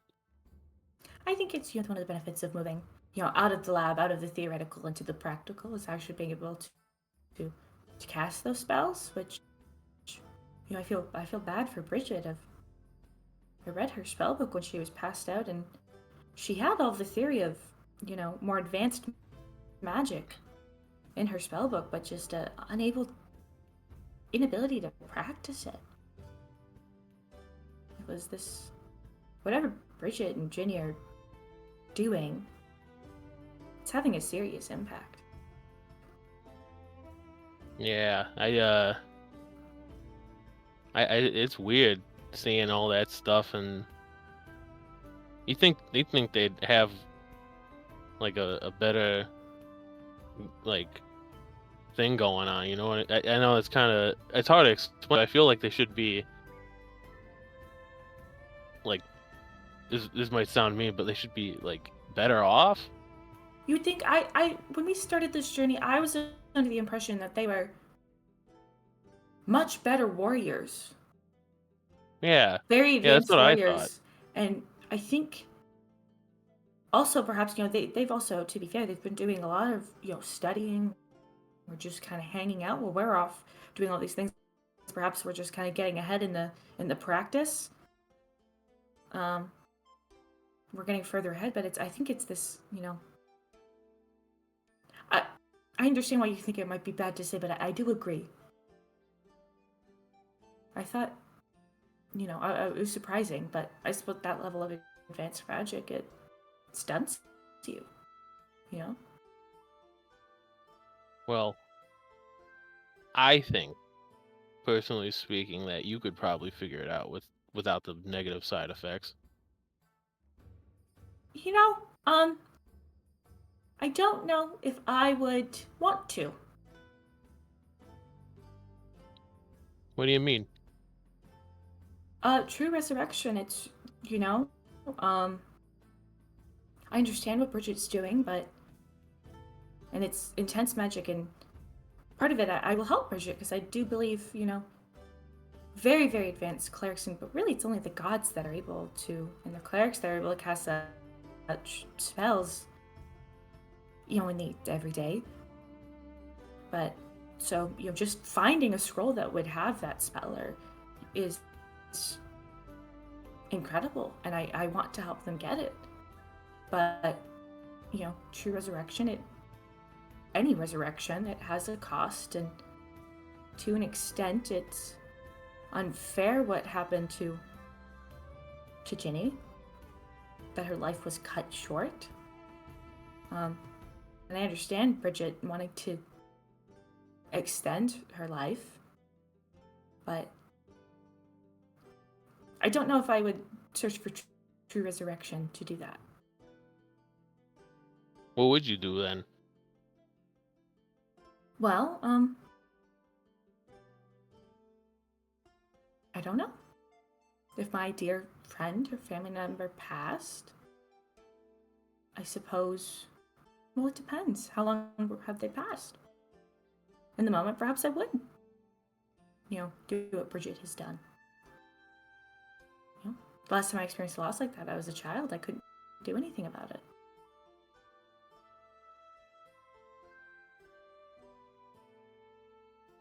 But if you did, like if you had that power to bring someone back, would you? Only if I could do it more than once.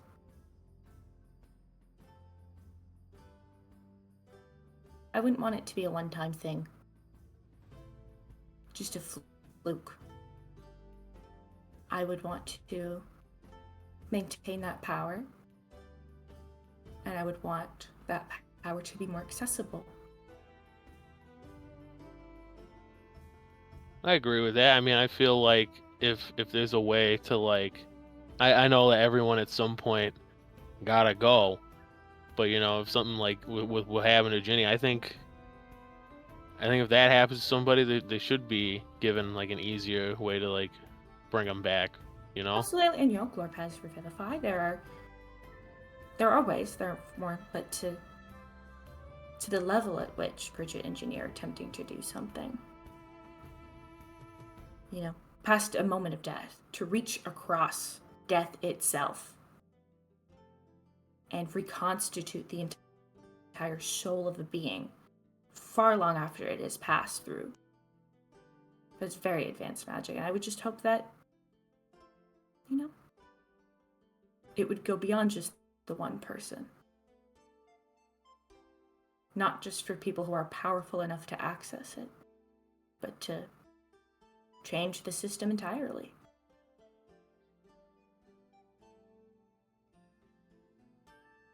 Yeah.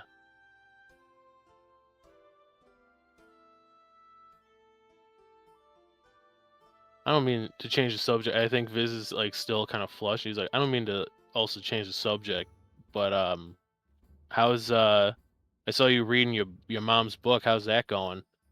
Oh, it's going well against very theoretical magic, but Shelby, any updates, or do I have to read it longer?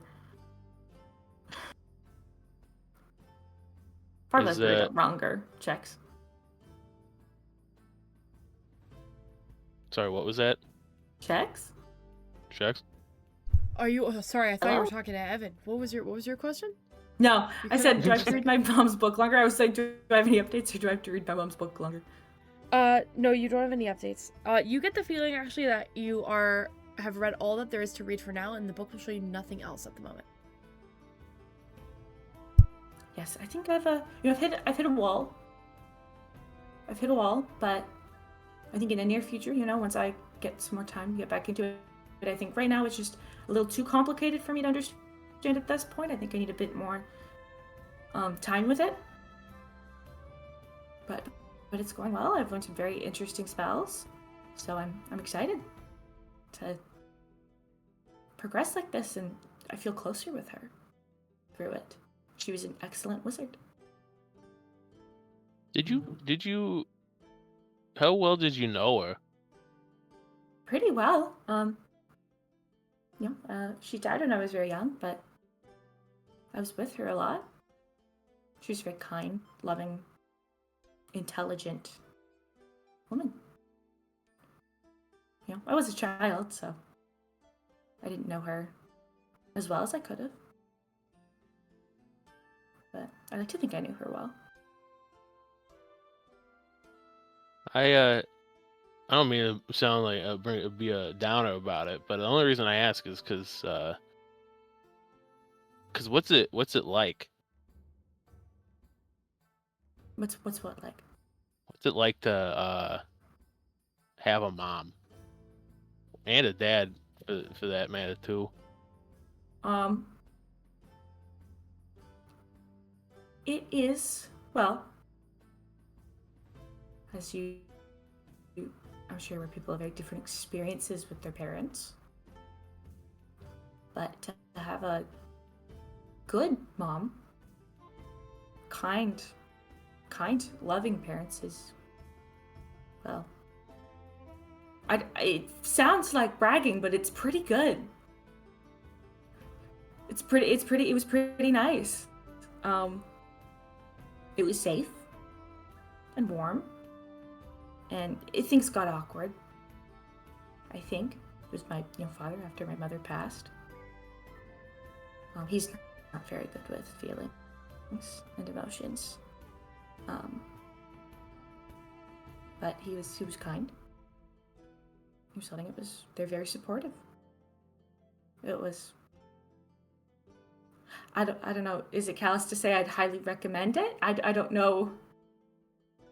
No, I just ask because I mean, me and Nev didn't really have parents till we were 18. I don't even know if Nev kind of considers them our mom and dad, but I consider them our mom and dad. And we only knew them for a bit. I still stay in contact with What them. are they like? But well, one is a Warforged cleric guy. I call him Pop. His name's Orville. And our mom's a pig. I don't think you should say that about your mother. Oh no, she's a pig. Like an animal pig. I think she was a lady that turned into a pig, Oh! but she was a pig. Oh! I see what you mean. I see. Okay. Like, does she speak? I assume so. This is Evan talking. I assume so. I think she figured out a way to. She does speak. She does speak, yeah. She does, yeah, she can talk. She's really smart. Okay. Like Nev is smart, but I think Nev, tinkers on stuff, but you should see some of the stuff that Mama Peaches would make. She made their house like able to move in the Underdark. Oh, that's incredible. A moving home. Yeah, she built some weird stuff, but like, yeah,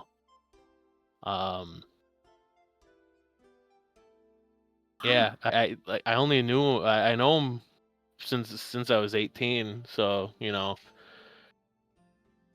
in like the grand like scale of things, not that long, Mm-hmm. But I think I I was gonna say, when you met them, if you view them as your parents, and they clearly have a strong impact on you.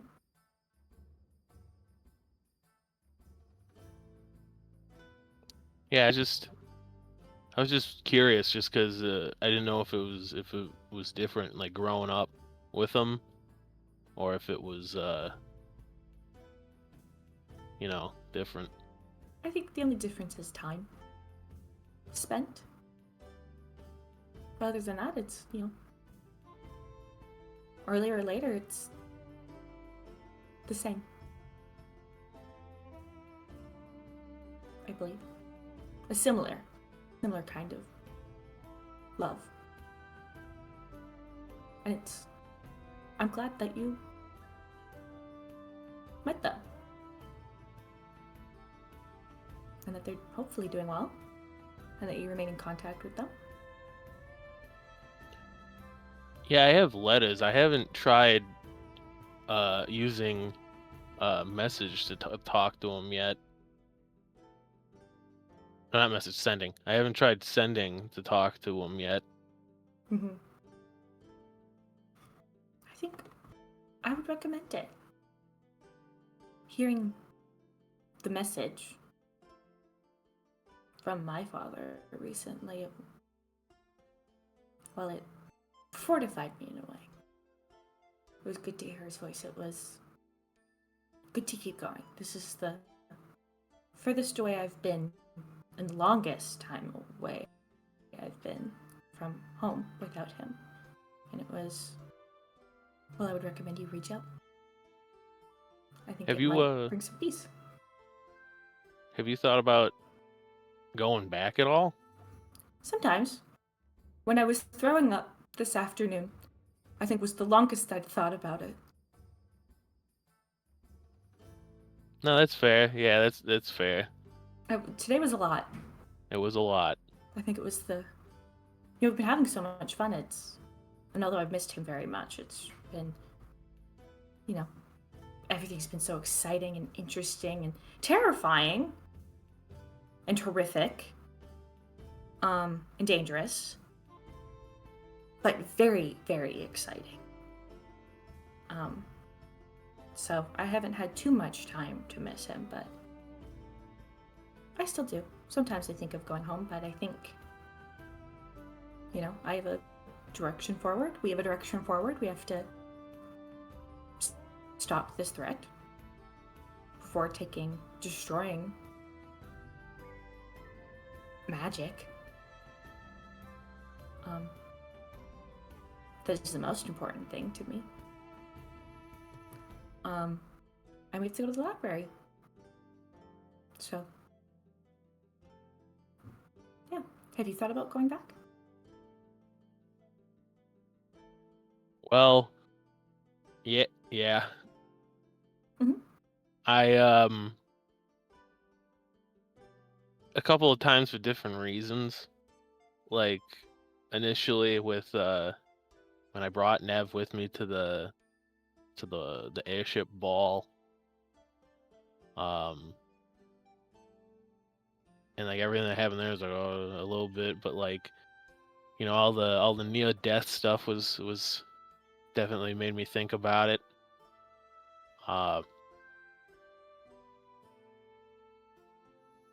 But at this point, I know, at least I think, I feel like we're doing something good, like trying to stop this. I feel like going back now, like I can't, even if the paper is not gonna say everything like truthfully. I can at least try and get it out there. Mm-hmm. I think that's honorable.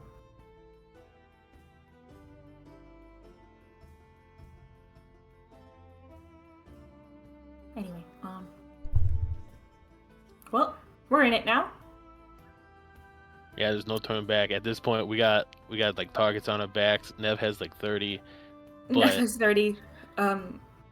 Yes, and a serial killer planted bodies in our room today. So I don't know if we could stop. Yeah, that's all. Yeah, that's also fair. That's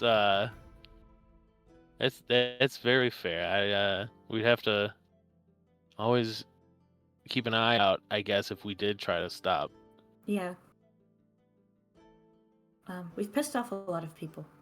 We got a lot of people upset. A lot of people upset. Yeah. Especially Nev. Yeah. Yeah. So yeah, well, it's getting late. I'm finished my poutine. We should probably head back. Speaking of, as Cecilia starts looking around to be like, are people listening to us? Starts to get paranoid. Nobody there was a dead listening. body in our mattress. Nobody listening, there's but you have been here a while.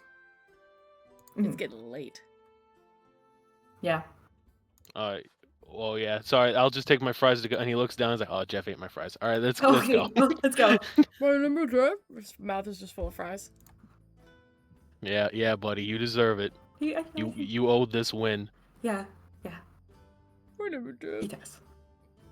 My name's Jeff. Okay, so I think we head back. Okay.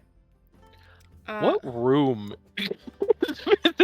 We got new rooms.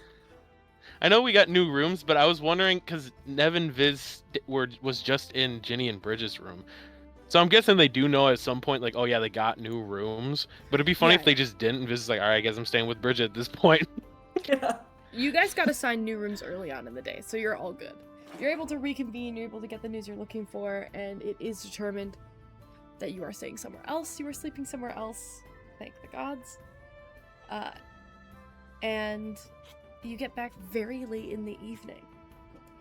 While that is happening, what is everyone else doing?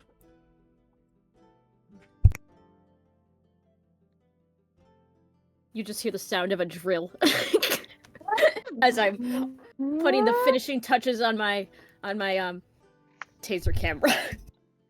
There's probably at As one much point as like a hammer, and we're like, she has to hammer that too? As much as I hate the construction sounds, Glorb still doesn't trust Nev not to pull some fuck shit, so I'm gonna sit in whatever room Nev is in and fiddle with my practice leather stuff like I've been doing. Sounds good. Okay. Aurora's just gonna try to meditate and to see if by some God's given miracle she's able to recall any more of her memories. Make a wisdom saving throw. Oh.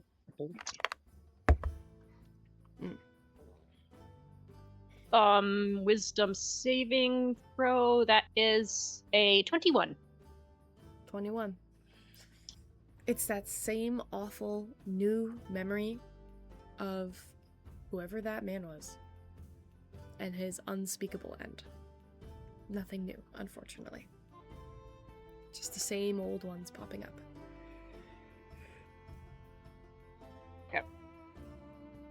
I don't get anything about the device that I had with me when I crash landed.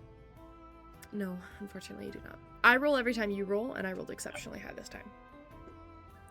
Yeah. Okay. Okay. As the next portion of downtime begins, is there anything else you're all doing for the next couple of days?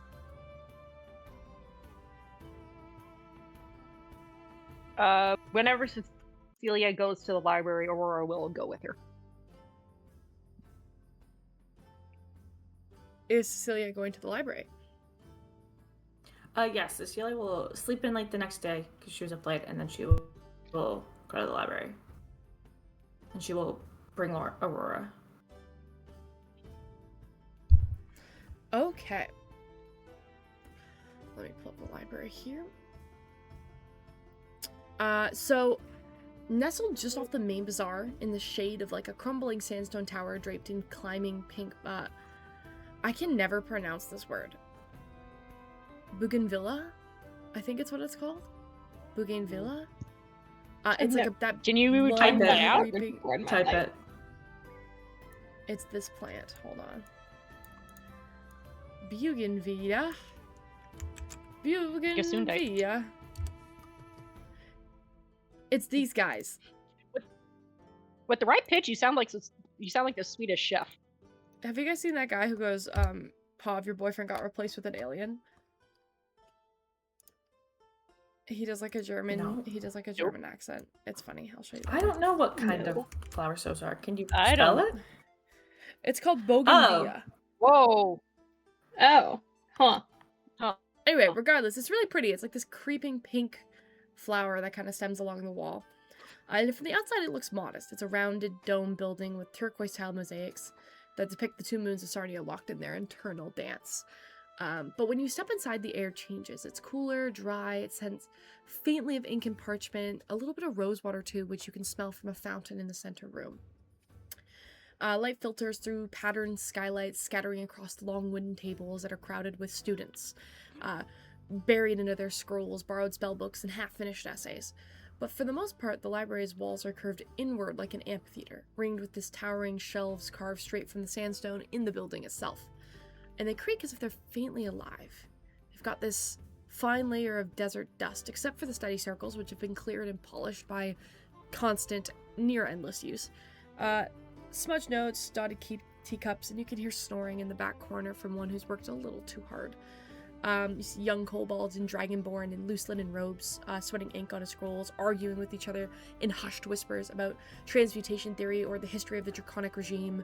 There is, like, a sleepy old turtle, kind of, who's, like, dozing off. It looks like he's been cataloging in the collection, but he's, like, kind of dozing off a little bit. And dancing around the room, you see these tiny little translucent beings. They're almost like drifting motes of light. They keep kind of bouncing across the shelves. And as they do, the dust kind of clears from them. But they glow faintly white. But you notice as they get closer to the students who are talking and whispering too loudly, they begin to glow pink. And the second they do, all the students kind of look and then just kind of go back to their hushed tones.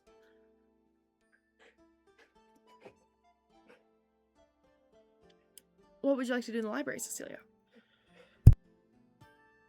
As we're kind of going up, Cecilia will kind of whisper quietly to Aurora, "What are you looking for at the library today?"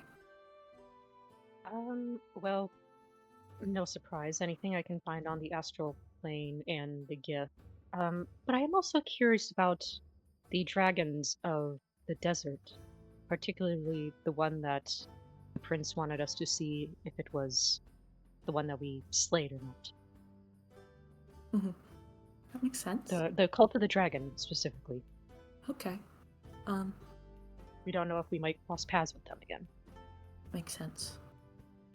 I'm here to prepare for our journey as well. So, just doing some setting ahead of that. Is there like a librarian that we can talk to? The D&D Dewey Decimal System? You don't see a librarian, but you do see that sleepy turtle who's kind of like cataloging. We'll go up to him and ask for directions. Seems like a plan. Yeah. We walk over to the turtle. Hello? Hello? He's a very old, grumpy-looking turtle. Aww. Hello, sir. We're here to do a bit of studying. We were hoping you might have some insight into some particular texts or sections we should look for. What did you want to start with? Cecilia would kind of gesture for Aurora to go first. Aurora nods. I'm looking on 2 subjects, 3 technically. Anything you might have on the astral plane and the gift, and also all the history that you might have on the dragons of the desert and the cult of the dragon. The draconic regime is in our recent history section. That would be down the hall to the left up the staircase. Did you say Gith? That is correct, yes. Anything about the gift and the astral plane. Astral plane? Don't have many of those. You could try up the ladder on your right and the one aisle in that section, though I'm not sure you'll find what you're looking for.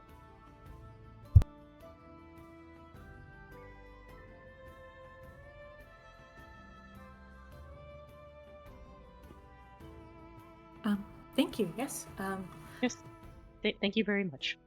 And then I'm looking into anything on the Library of Ancients. That is in our history section as well. Same aisle. Perfect. And I presume that would also include this recent history section. Brief histories of Sarnia and of the royal family. Yes. Excellent. And then finally, I was wondering, I assume also in that section would be anything on the Testament of Jod? We have many copies of his testament also in history section. Perfect. Thank you. Of course, dear. Okay, we'll head over there then. Okay. What do you want to start with? Which section is closer? The one aisle that had stuff on the astral plane, or the historical section with everything else? They're kind of the same distance in a different direction. Yeah. If you want, I can. If you want to go to the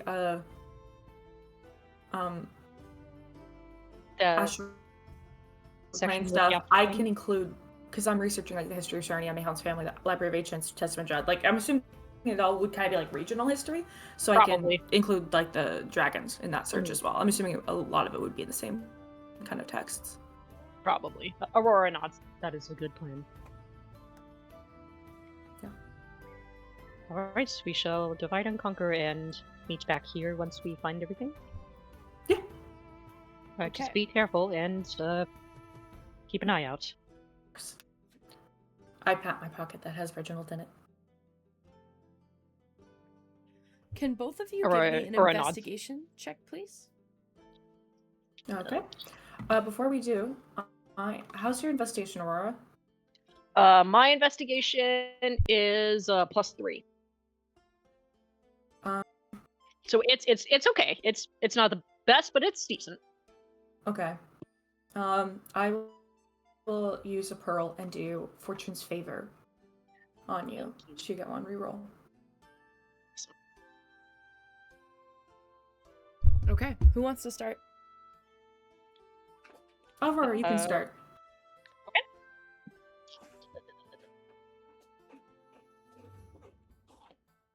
Yeah, we're gonna have to use that Fortune's Favor. Oh no. That was much better. Yeah, the first one was a 5. The second one was a 19 plus 3, which is brain farting math, 22. 22. Okay, it takes some digging. Sorry, my dog is once again climbing on top of me. It's crazy. He never does this when I'm on meetings for work, only when I'm playing D&D. It's so weird. Or Baldur's Gate. He's like, no, you have to pay attention to me. Yeah, I'm like, dude, chill. I do this all day long. Anyway, it takes some digging, but you're able to find a few small things that correlate to the gift being on Earth at some point in time. One of them is fragments of a journal. The professor's name is Velundar. It labels him as an astral historian at the University of Westover. It also says in brackets that this journal is out of print, and you can see why. There's many pages ripped out, and what remains of it is a few small pages. One of the quotes that it says is, "The stars are not distinct, they are doors. The Gith, that is the name they gave me in the dream, once came through those doors to flee their golden masters. They called our world a soft shore where no astral winds reached." And then in the margin notes, it's kind of inked in a more recent hand. It says, "Velen vanished within a month of publication. His students claim his office smelled of ozone and bird silk." There is then a second count by an individual known as Mir Tath, who was an explorer. How do you spell it? Mirtath. I've seen their ships clear as dawn. Silver hulls shaped like blades gliding silent over the desert horizon. No ghost, no trick of the light. Some call me mad. The gift passed this way once a century and never stayed long. We are station stop. A whisper of air before the next leap. There's a torn page, And in a different handwriting, a secondary note that just says, they traded once, maps for blood, then they were gone.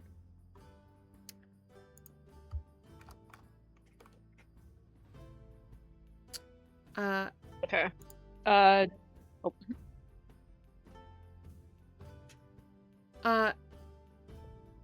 There is another scrap of a journal. One that you have heard of before.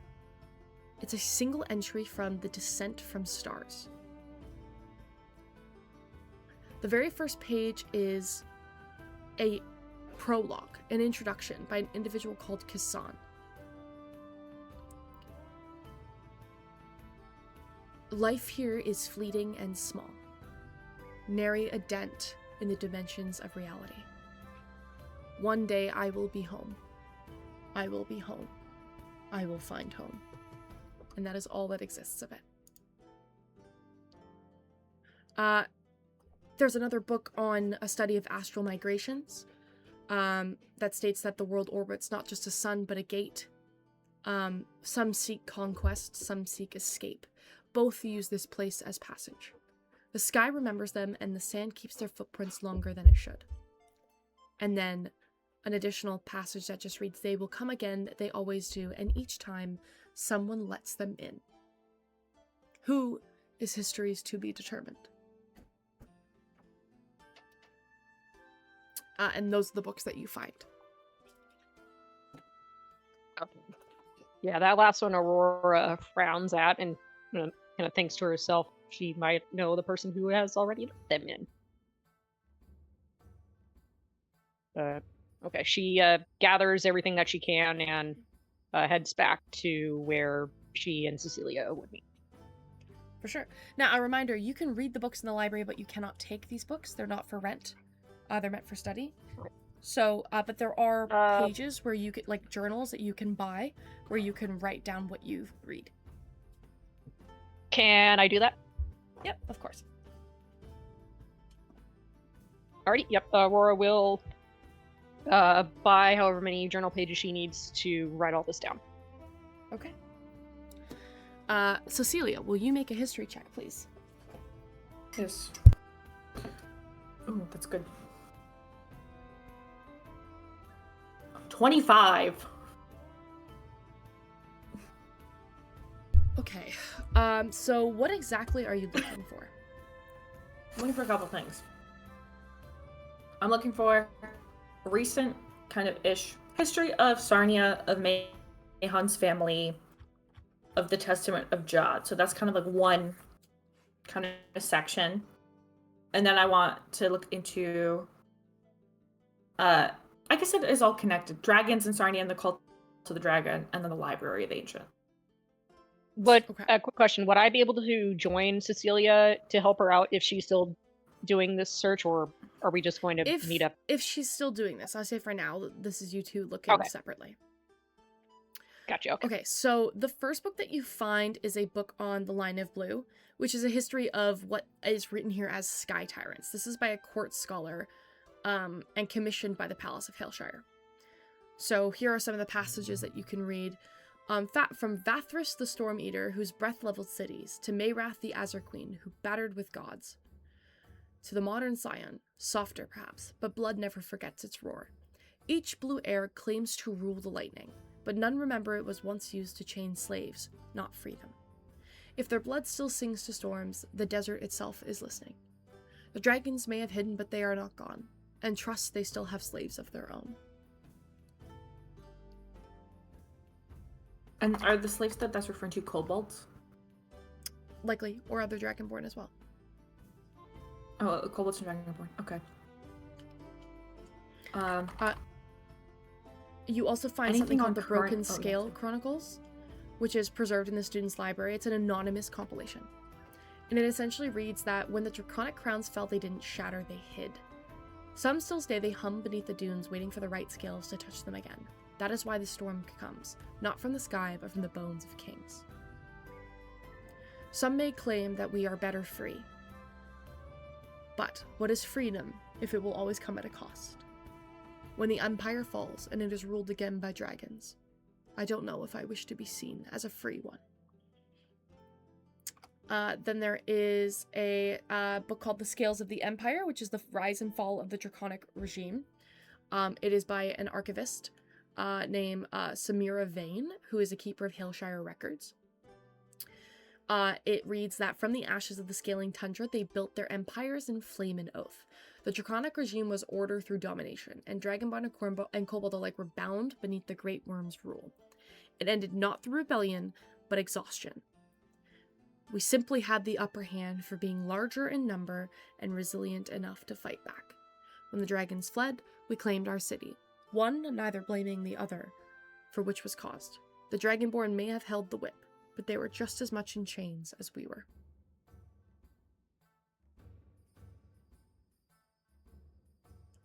Okay.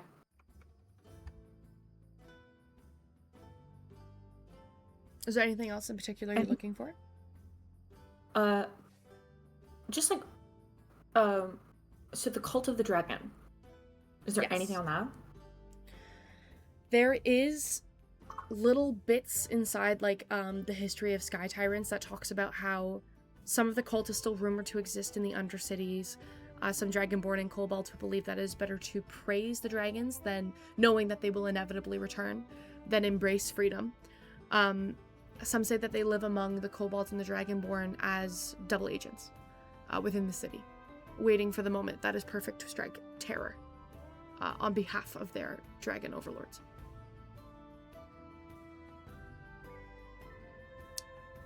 Okay. Perfect.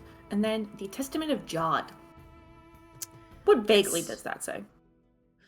It basically describes Jad as the first of the Paladin Knights of Kobolds, who stood against tyranny of his own kind. He had a hammer that struck the lightning that shattered the bronze fortresses that the dragons were living in. His kobold kin followed him into exile, and they built new homes beneath the Twin Moons after the destruction of the dragons. It also says that Jod was the one to slay a very, very powerful dragon. And that was the moment that the tyranny of the Draconic regime fell. This was Vrathis the Storm Eater, who was the supreme ruler of dragons in the desert. Varathis? Vrathis. Vathris. It's spelled Vrath- like this. Vathris. Vathris. Vathris. Like that. Vathris. Uh, Okay. You also know that supposedly Vathris is the dragon whose skeleton still makes up the palace. You've seen it. Okay. I just want to transcribe that so that when we find it in the library, we can tell the difference. Yep, of course. And with this kind of basic kind of history of Sarnia, kind of the dragon, or is that what you were looking for the Cult of the Dragon? Essentially, yeah. Just like, and so I guess one more thing that I can throw in is like if there's any recounting of the Cult of the Dragon itself, like when it started, or if that's just kind of lumped in there with the people who believe that they shouldn't be seen as free versus following. Right. Okay. Yeah, So that- from yeah. what you can gather from the history of the Sky Tyrants, the Cult of the Dragon is said to be so unknown because they're not powerful enough after the fall of Vrathis to actually determine any power in the city. Like the operators have control, the guard in Hailshire have control, and those kobolds kind of dictate whether or not you can have an uprising, right? And they're simply too powerful alone. But there have been rogue attacks, rogue killings, the odd trying to summon something, just in general, like cult shit happening around, that give people reason to believe that the cult is still large and active. Okay. Yeah, I think that's basically that covers what I would have looked for. Okay. And my final thing is anything on the Library of Ancients, and specifically, what kind of we should be kind of looking out for inside. Okay. Okay. You find a series of cartographers' logs that are like expeditions, but you also find, in most instances, people who returned were unsuccessful in finding the library. So these are all rumor. There's one excerpt by a scholar called Terran Vlack, who is presumed to be lost. But his book was recovered.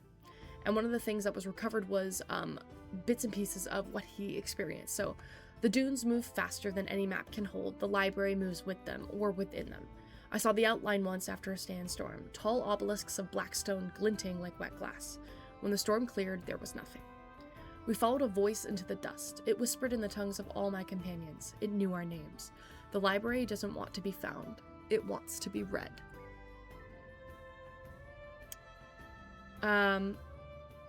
There's unpublished minutes from a royal funding appeal from a couple years back, saying that several explorers have returned blind or raving. Their journals, when legible, mention stairs that turn back on themselves, books that hum with sound instead of words, and doors that lead to memories.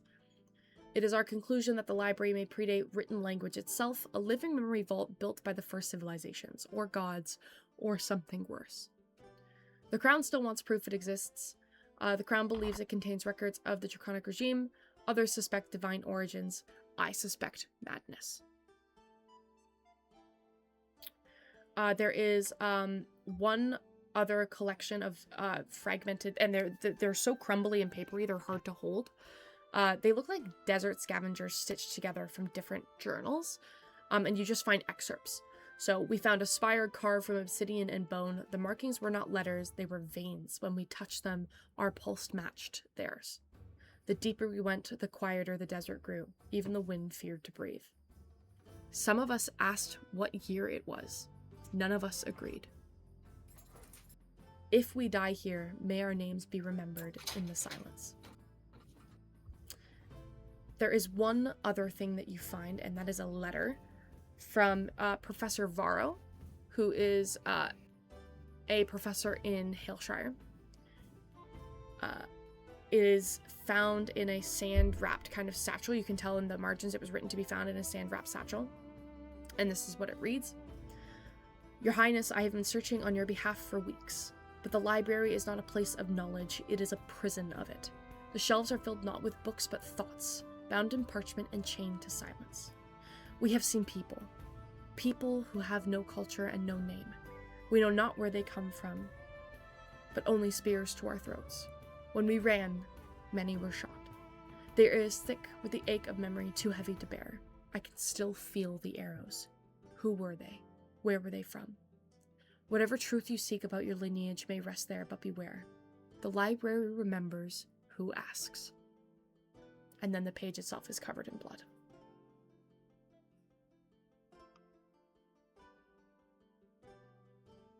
Damn, okay.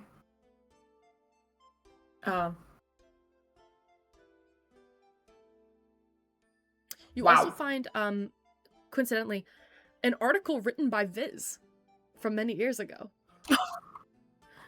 Huh? Hold on, huh? Incredible. I'm It subscribing is written by Viz when he was a junior. And it reads, another team missing. The dunes swallow more fools in the search of so-called Library of Ancients. How long will Sarnia fund this suicide of scholars? Unconfirmed sources claim the last group returned with silver sand in their veins and could not speak in anything but riddles.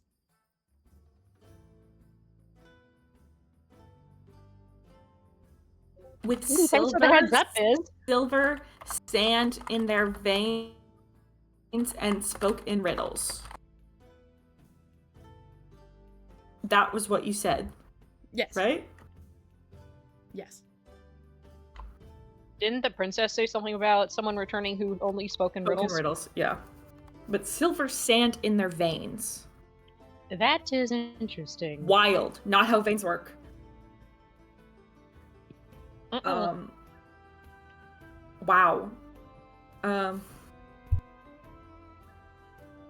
Okay. Thank you. I will, transcribe all of this. And, meet back up with Aurora. Alright. Sorry for the lore dump, guys, but you guys decided to go to the library. Absolutely. Yeah. You're like, let me go to the library in Sarnia and ask for the history of Sarnia and this mysterious library that everybody talks about because it's the Bermuda Triangle We should know this. of Sarnia. We should. Yeah, we should definitely know It's this. a thing of like we've been letting Bridget and Jenny know all this, Mhm. which is great, but we should also know it. Why is it that when you said the thing about the stairs, I can never remember the name of that painting, but that one painting of like the stairs that just go on forever in all different directions. Like Yeah. that's where my brain went. This is It's going to pretty be good. wild. It's pretty I'm good very, visual. very glad I took keen mind, but I have a thought Mhm. that it might not help us out that much. If Mhm. pieces are moving. Um, And it's safe to say that Aurora and Cecilia have met up yes, at this we've met point. up, and I will give you the stuff on the dragons, like my little copies. Okay. And Aurora will share everything she learned about the Gith and the astral plane. That's very I'd say- interesting. Yes, that the material plane, this world, and apparently Sarnia are used as a midway point, for lack of a better term. Very interesting. Also, the idea that our world orbits not just the sun but a gate. Yes. We need, My concern is a gate to what? well, I suppose the astral plane, but that must be what you came through, the gate. Aurora shrugs. I suppose so. I mean, once again, I'm without a lot of my memories, so I don't entirely know, just bits and pieces. I've tried to recall more, but it's just the same ones over and over again. A working theory, right? You to get from the astral plane to here, say perhaps this is right, you came through a gate. We'd figure out what kind of gate that would be. Because it won't just be, yeah, I'm assuming it's not a silver glittery gate in the sky. It would probably be some sort of celestial body. Perhaps? Aurora pauses, kind of thinking of what she's remembered. I mean, it certainly is a theory. From what I recall when Rhett and Toast found me, I had crash landed in a ship, so either, well, the ship that I was on with my family before when the Geth attacked and I escaped from, either that ship had already gone through the gate and we were currently orbiting this world, or we were still within the astral plane and my escape pod, for lack of a better term, was able to travel through the gate to this world. Mm-hmm. One of the two. But yes, that is certainly an idea. But hearing that the Gith have been here before and that they are let in by someone, seeing as they're already here and from what we witnessed in that crater. Yeah. Trading seems maps for blood. Mm-hmm. That was in your... Yeah. What? Yes. Trading maps for blood. Perhaps, okay, I'll ask would Cecilia know what that means? Maps for blood? You can make a history check. Yeah. Should I make a check as well, or can I help Cecilia since I'm there just kind of spitballing ideas?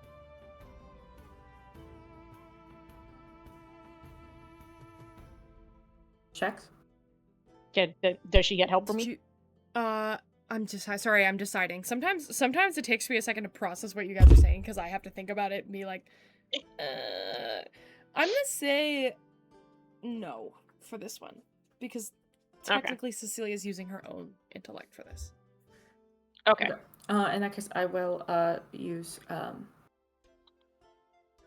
feature. What is it called? The time shift one. Yes. Chrono shift. Better. You said history? Yeah. Yeah. 24. 24. Trading blood. Could be wine. Sometimes they call wine the blood of the earth. Could be potions. Could be actual blood. You're not entirely sure. Would I know of people who trade blood? There are plenty of people who trade blood. It's usually considered necromancy or a darker craft. Could it also could it also be in reference to fighting or wars? If the Gift want to expand their own territory, or if perhaps we're going off of the idea that the Ellery Syndicate, the Gift, and this third party that currently left a surprise in our rooms are all together. They're all very violent in nature. Could that be Oh, yeah. what they're trading? Trading blood as Trading, allies, yes. warriors. Okay. That's interesting. Granted, I myself am a warrior, and I'm used to fighting, but I certainly don't take it that far. Yeah. That is also very possible.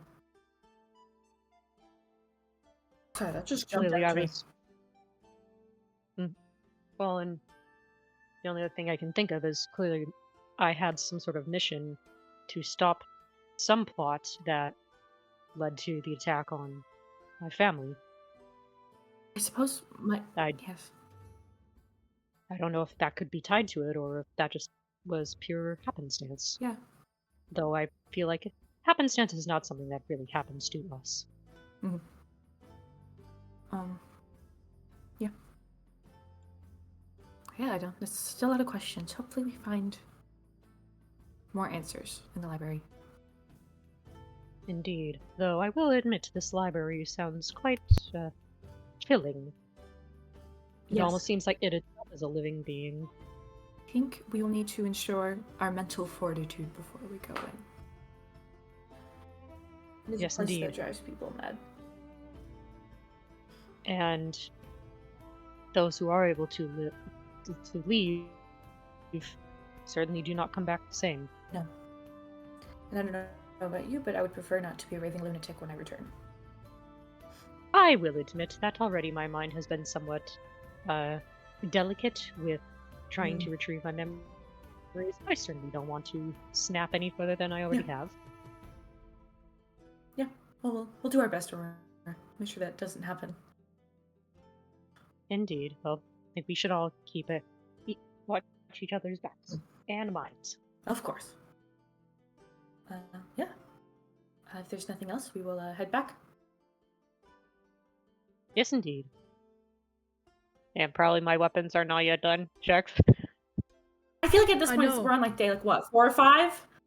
Are we on day 4? Yeah, Like, like, day yeah, 5 we're is almost tomorrow? there. We're on day. Yeah, we're almost there. I think it's one more day. But what I will say is, as you guys have done all this research, done all this effort, put in all the work, what else is there you would like to do on your downtime, if anything? Nev, you are able to finish your camera. You can go ahead and add the taser camera back into your inventory. And I hate saying that with a fiery passion, Oh, hell yeah. but take the taser camera. You put in the work. Yeah. I will say you will have to take 40 gold out of your inventory. That is what it costed you to That's buy fine. the parts because you couldn't scavenge everything. That's fine. Okay. Taste cam. Yeah. You get a taste cam. The following day, you go to pick up... actually, wait. There was you're one more okay? thing I wanted to do. Yeah, no worries. Okay. So, I was gonna say, Gloria's mostly gonna spend the next couple days just, like, kinda fiddling around with her practice leatherworking stuff, which, if anyone wants, like, some strips of leather for, like, with just, like, some little practice patterns engraved on them as Glorb is practicing doing this for, like, a bookmark or a bracelet or some shit, feel free. If anyone notices she's doing them. The thing I was gonna say is, well, first, Glorb's probably mostly sticking around in whatever room Nev is in. Who else is in this room? Is it just Glorb and Nev hanging out alone? Or, like, who else is hanging around throughout the day? I would imagine Mirabelle's probably hanging around because she really has no other business she needs to deal with, so she's just kind of chilling. Okay. So, I think at some point during the day, after she's been fiddling with the leather stuff for a while, she's had some time to like sit and think. And Glorb is gonna go like get a pen and paper from somewhere if she can, and start making a list. And full transparency, Glorb has spent most of this campaign so far kind of ignoring everything that doesn't directly interest her and her own concerns, and just kind of not paying attention to any of the plot lines surrounding politics and the various wars and whatnot. But now everything is getting so complicated that it kind of seems like she should probably start keeping track of all of the various factions. So she is going to sit and make a list of all of the factions that seem to be involved with the Antinothene shit that's going on, and then she's going to ask whoever is in the room with her to add input to the things that she is missing. She's in the room with And Nev. I have been sitting... Right? Yeah. So I get... Yeah, Nev, and it sounds like Mirabelle. So I am just gonna link y'all to the actual list that I wrote down, that this is the list that Glorb made. Which I can read it aloud, but it's kind of long. Because there's so many factions! Which is why she's making a list. So Nev, she's like, yeah, I'll look at that in a second. Wait, hold still. And she's gonna take a picture of Glorb, but she's gonna shock herself. Christ. She's gonna shock herself, though, to take the picture. Oh man, it's been a minute since I've done this. It feels so good. The targeted creature must make a con save. Not 1d8 non-lethal lightning damage. Okay. Let me get a d8. Why is it max damage? Welcome back, Taser Camera. Your taser camera's like, miss me? Yeah. You see Nev, like, she holds up this horrific-looking device to you that looks like a gun. What does Glorb do in reaction to that? Oh, God. Nev just says, hold still. I'm imagining, based at the speed Nev moves at, Glorb probably only has enough time to, like, warningly go, Nev, before whatever happens. Yeah, as soon as she says Nev, like, Zah! As, like, you see this beam of light, like, just shoot out from it. And she, like, coughs. Oh, man. Oh, it's been a minute since I've done that. Does Nev audibly make a noise? Yeah. Okay, so Viz is in the bedroom when this happens, so he'll, like, immediately after hearing a noise, he'll open the door, and then he'll see the camera in her hands, and that she's, like, been electrocuted and she's coughing, and he just closes the door again. And he just stays in the room. That's really funny. And then a few seconds after, you see, like, a little, Polaroid kind of picture shoot out. And Nev kind of, like, takes it out, shakes it a bit, and she's like, how does the photo turn out? Does it turn out good? It comes out pretty good. Nice. Nice. And I show it Almost to Glorb. certainly the first photo of Glorb. This is incredible, then. I show you the picture, I'm like, now this is what I'm talking about.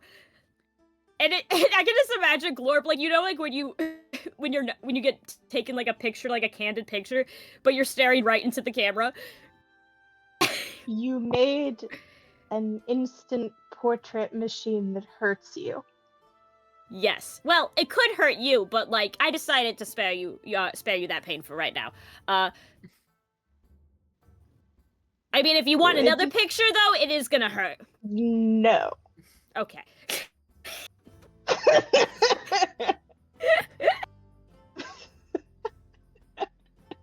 Okay. So what is it you want me to look at? As Nev pockets the photo.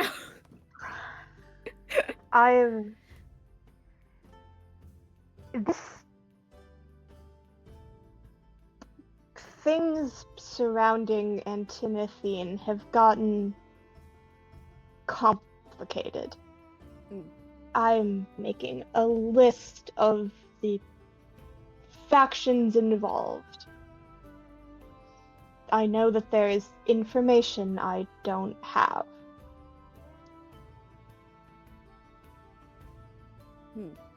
Liv's like looking at. So, yeah, out of character question. For recording purposes, do we want me to read the list out loud? Because I'm happy to do so, but also it's a full page of bullet points.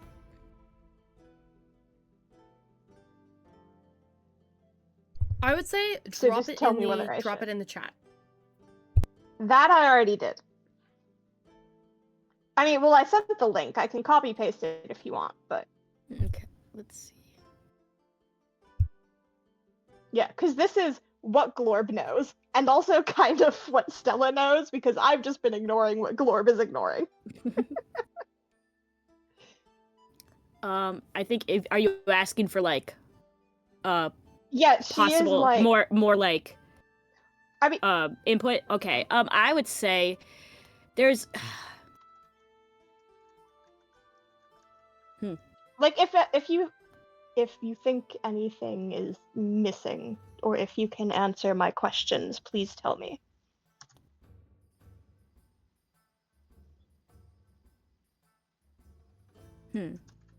Okay. Well, Ayla's last name is Olsen. What the fuck is Flora's last name again? Looking over at Mirabelle. I believe it is Montcroy. Actually, did she did give us her last name, right, Shax? Yes. Yes, she did. She gave you her full title. Okay, first of all, how do you spell Double check. Olsen? Is it E-N or O-N? It's Olsen twins Olsen. Okay. And then how the hell do you spell Montcroy? Like LaCroix? Thank you. Yep, Yeah, exactly okay. like LaCroix. Exactly like LaCroix. She has such an obnoxious title. I just really like typing it out. I think the people who opposed the desert train, were they the people that were kobolds? No, With- I believe they were the ones attacking the kobolds. Ah, okay. Because I know they Also, they kind of had some gang war going on. the one other thing I will say is that just because it's on the list on this paper she's showing you, so this is my question / pointing it out. Do either of you know who the Iron Breakers are? Because this is not something that has been talked about. No, yeah, wait a fucking minute.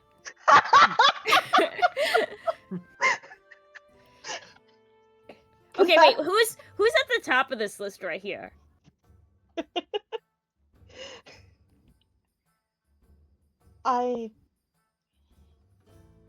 The reason that I am here, the people in the north who obtained a small amount of antinothene. Okay. I don't believe we've crossed paths with them thus far. What are they doing up north? Attempting to take land from druids and other residents of the Northwest. Actually, Nev, you are familiar with illicit trade routes? Absolutely, yeah. Do you know if any factions in Sarnia or the South in general trade with people up north in Moclesia? Which, this is out of character. Yeah. Because, yeah, Glorb, like my context, Glorb knows that that the Ironbreakers, these people, have been getting shit from down south somewhere, but she hasn't been able to figure out who the fuck they're connected to outside of Moclesia, so she's hoping maybe Nev has, like, heard intel she hasn't of people trading with the far north. What can I make some kind of checks? Yeah, totally. So this would be a history check. History. Dirty 20. Dirty 20. You have heard of traders having clients from up north. But the clients from up north are usually very remote and they meet north. So it's been for the most part inaccessible for you to go up north. But you know that people do. And you know it's not uncommon.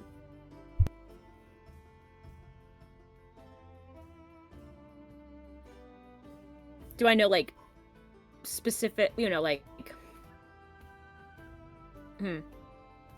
Are there any, like, again, reoccurring names that I hear, like, of people who regularly go up north? Or, like, trade up north? Yeah, one of your clients.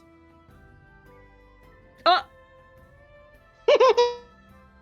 Which one? Former client, if you will. Since you will no longer be making any deals of any kind. As long as you were with your friends. Is it fucking Jarvis? With Jarvis, Is it yes. fucking Jarvis? It's Jarvis! God damn it, that guy's a fucking weirdo. Was Jarvis the Conclave guy? No, he's weird. I guess maybe we should have this conversation in character. Yeah, it's like, well, the only guy I can think of is Jarvis, and he's a fucking weirdo. He, like, reached out to me a while ago for a possible offer, but I was busy. I did not particularly Jarvis? like dealing with him early on in our group formation, I believe. Yeah, he's a fucking weirdo. Elaborate. I'm trying to remember what he has bought for me before. I would need to find a background. No, that's not there.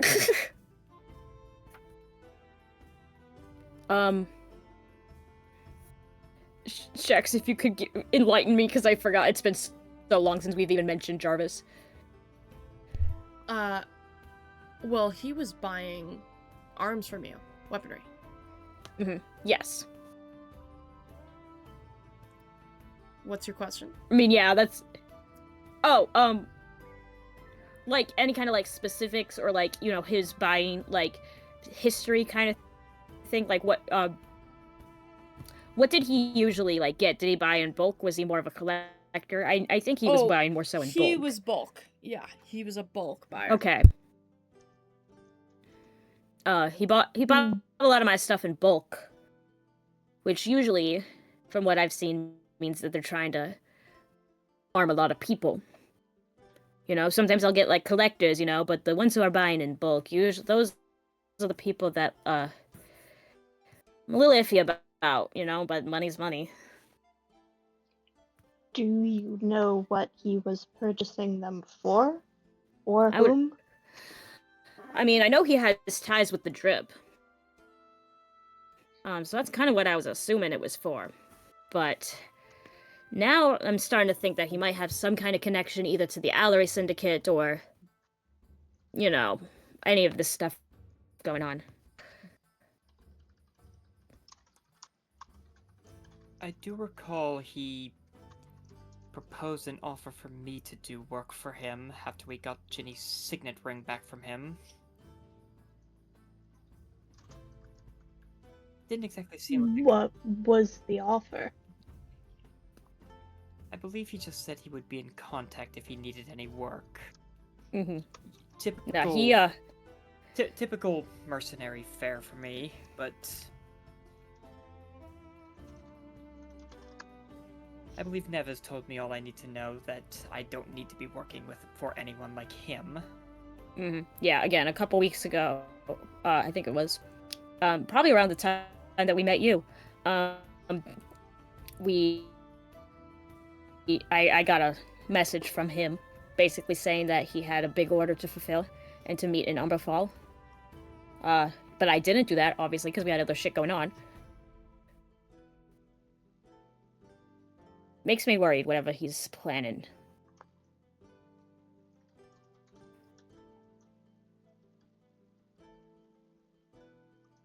I will write that down.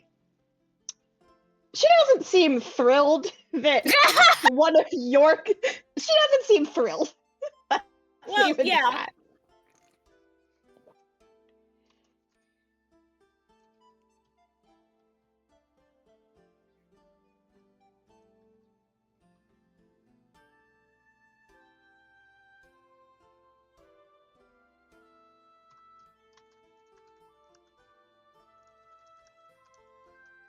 Okay. Okay, that's everything I had. Unless either of you want to like add anything to my list. I'm trying to think, because none of my other customers, like, seem like they would be super tied to this. Because I know the Conclave and the Drip, they're killing and kissing each other. I know that. I think they're too focused on that, on each other to, I think be connected to, or to be deep connected into this Antinothene stuff. I can also tell you that the Allery Syndicate has been active all over the continent, but here in Ospedon has been where they have focused most of their efforts. At least when I was still with them. I just realized that I've been writing Sarnia on this list in a bunch of places where I should have been writing Ospedon. Whoops. That's what Control F is for. Gonna fit that. Anyway. Oh, yes. I mean, it is a very lovely city we're in right now, in Ospedon. Here's what I will say. As you guys convene, as you guys chat, as you guys take notes, study, go to the library, prepare yourselves, there's one individual who has been waiting on something for a while. Aurora. Bright and early the following morning, Yes. you receive a letter from a very, very small boy, orc boy. Young orc boy. He goes, "Oh, I meant to deliver this letter. It's on behalf of my father." And he passes off a small piece of paper to you. You open it, and it is from Sal. And it just says, "Orders up," smiley face. Aurora, she still has her very straight face, but you guys kind of notice, anyone who's in the room with her, her ears kind of actually go up, and she looks around and goes, "I have ordered to pick up. Would anyone like to go with me?" I can go.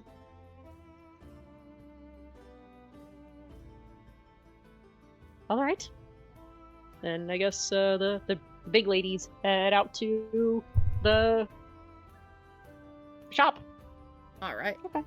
You head- Before Glorb leaves, she will make sure that somebody else is babysitting Nev. Right. Mirabelle's was- babysit now, I guess. Okay. I have another quick question. The Minotaurs ever drop off our money? Oh yeah, the prince said he was gonna do that. Yes. I guess- That comes the following morning, as well. Or gets her shiny new stuff. We get a bunch of shiny new coins. When you arrive to Sal and Son's smithy, you head in and Sal is there. Both Leo and Mac are nowhere to be found, likely already off on another job, but he's there. Smooth, warm, unmistakably excited to see you. He kind of has his chest puffed out and he goes, "Ciao, Bella. Welcome back. I have your merchandise for you." Or bows. Very good to see you again. I'm quite excited to see what you've created. As am I.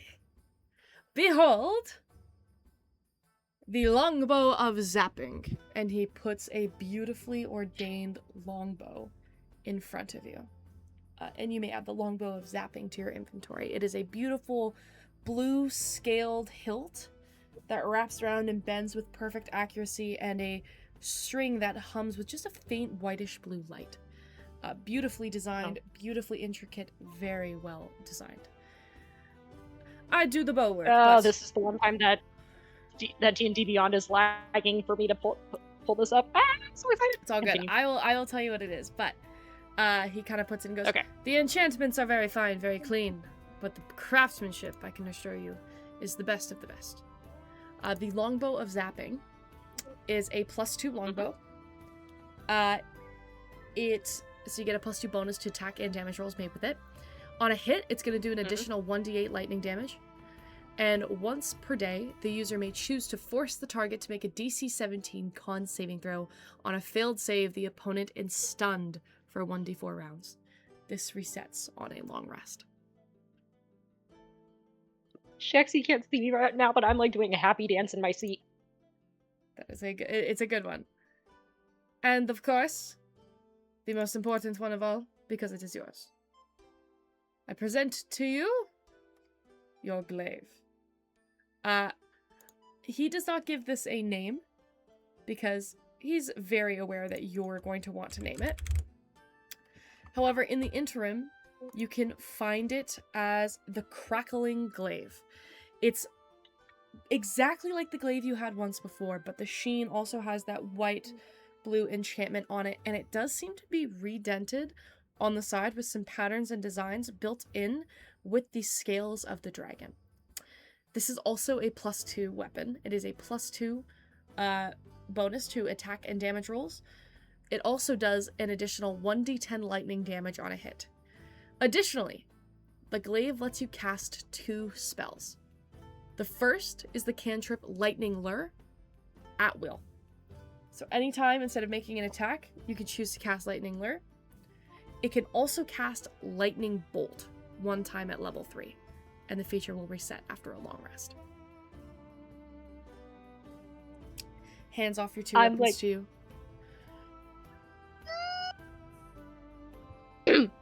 Aurora did not do that. That was entirely Swolf. What do you mean? That was in character.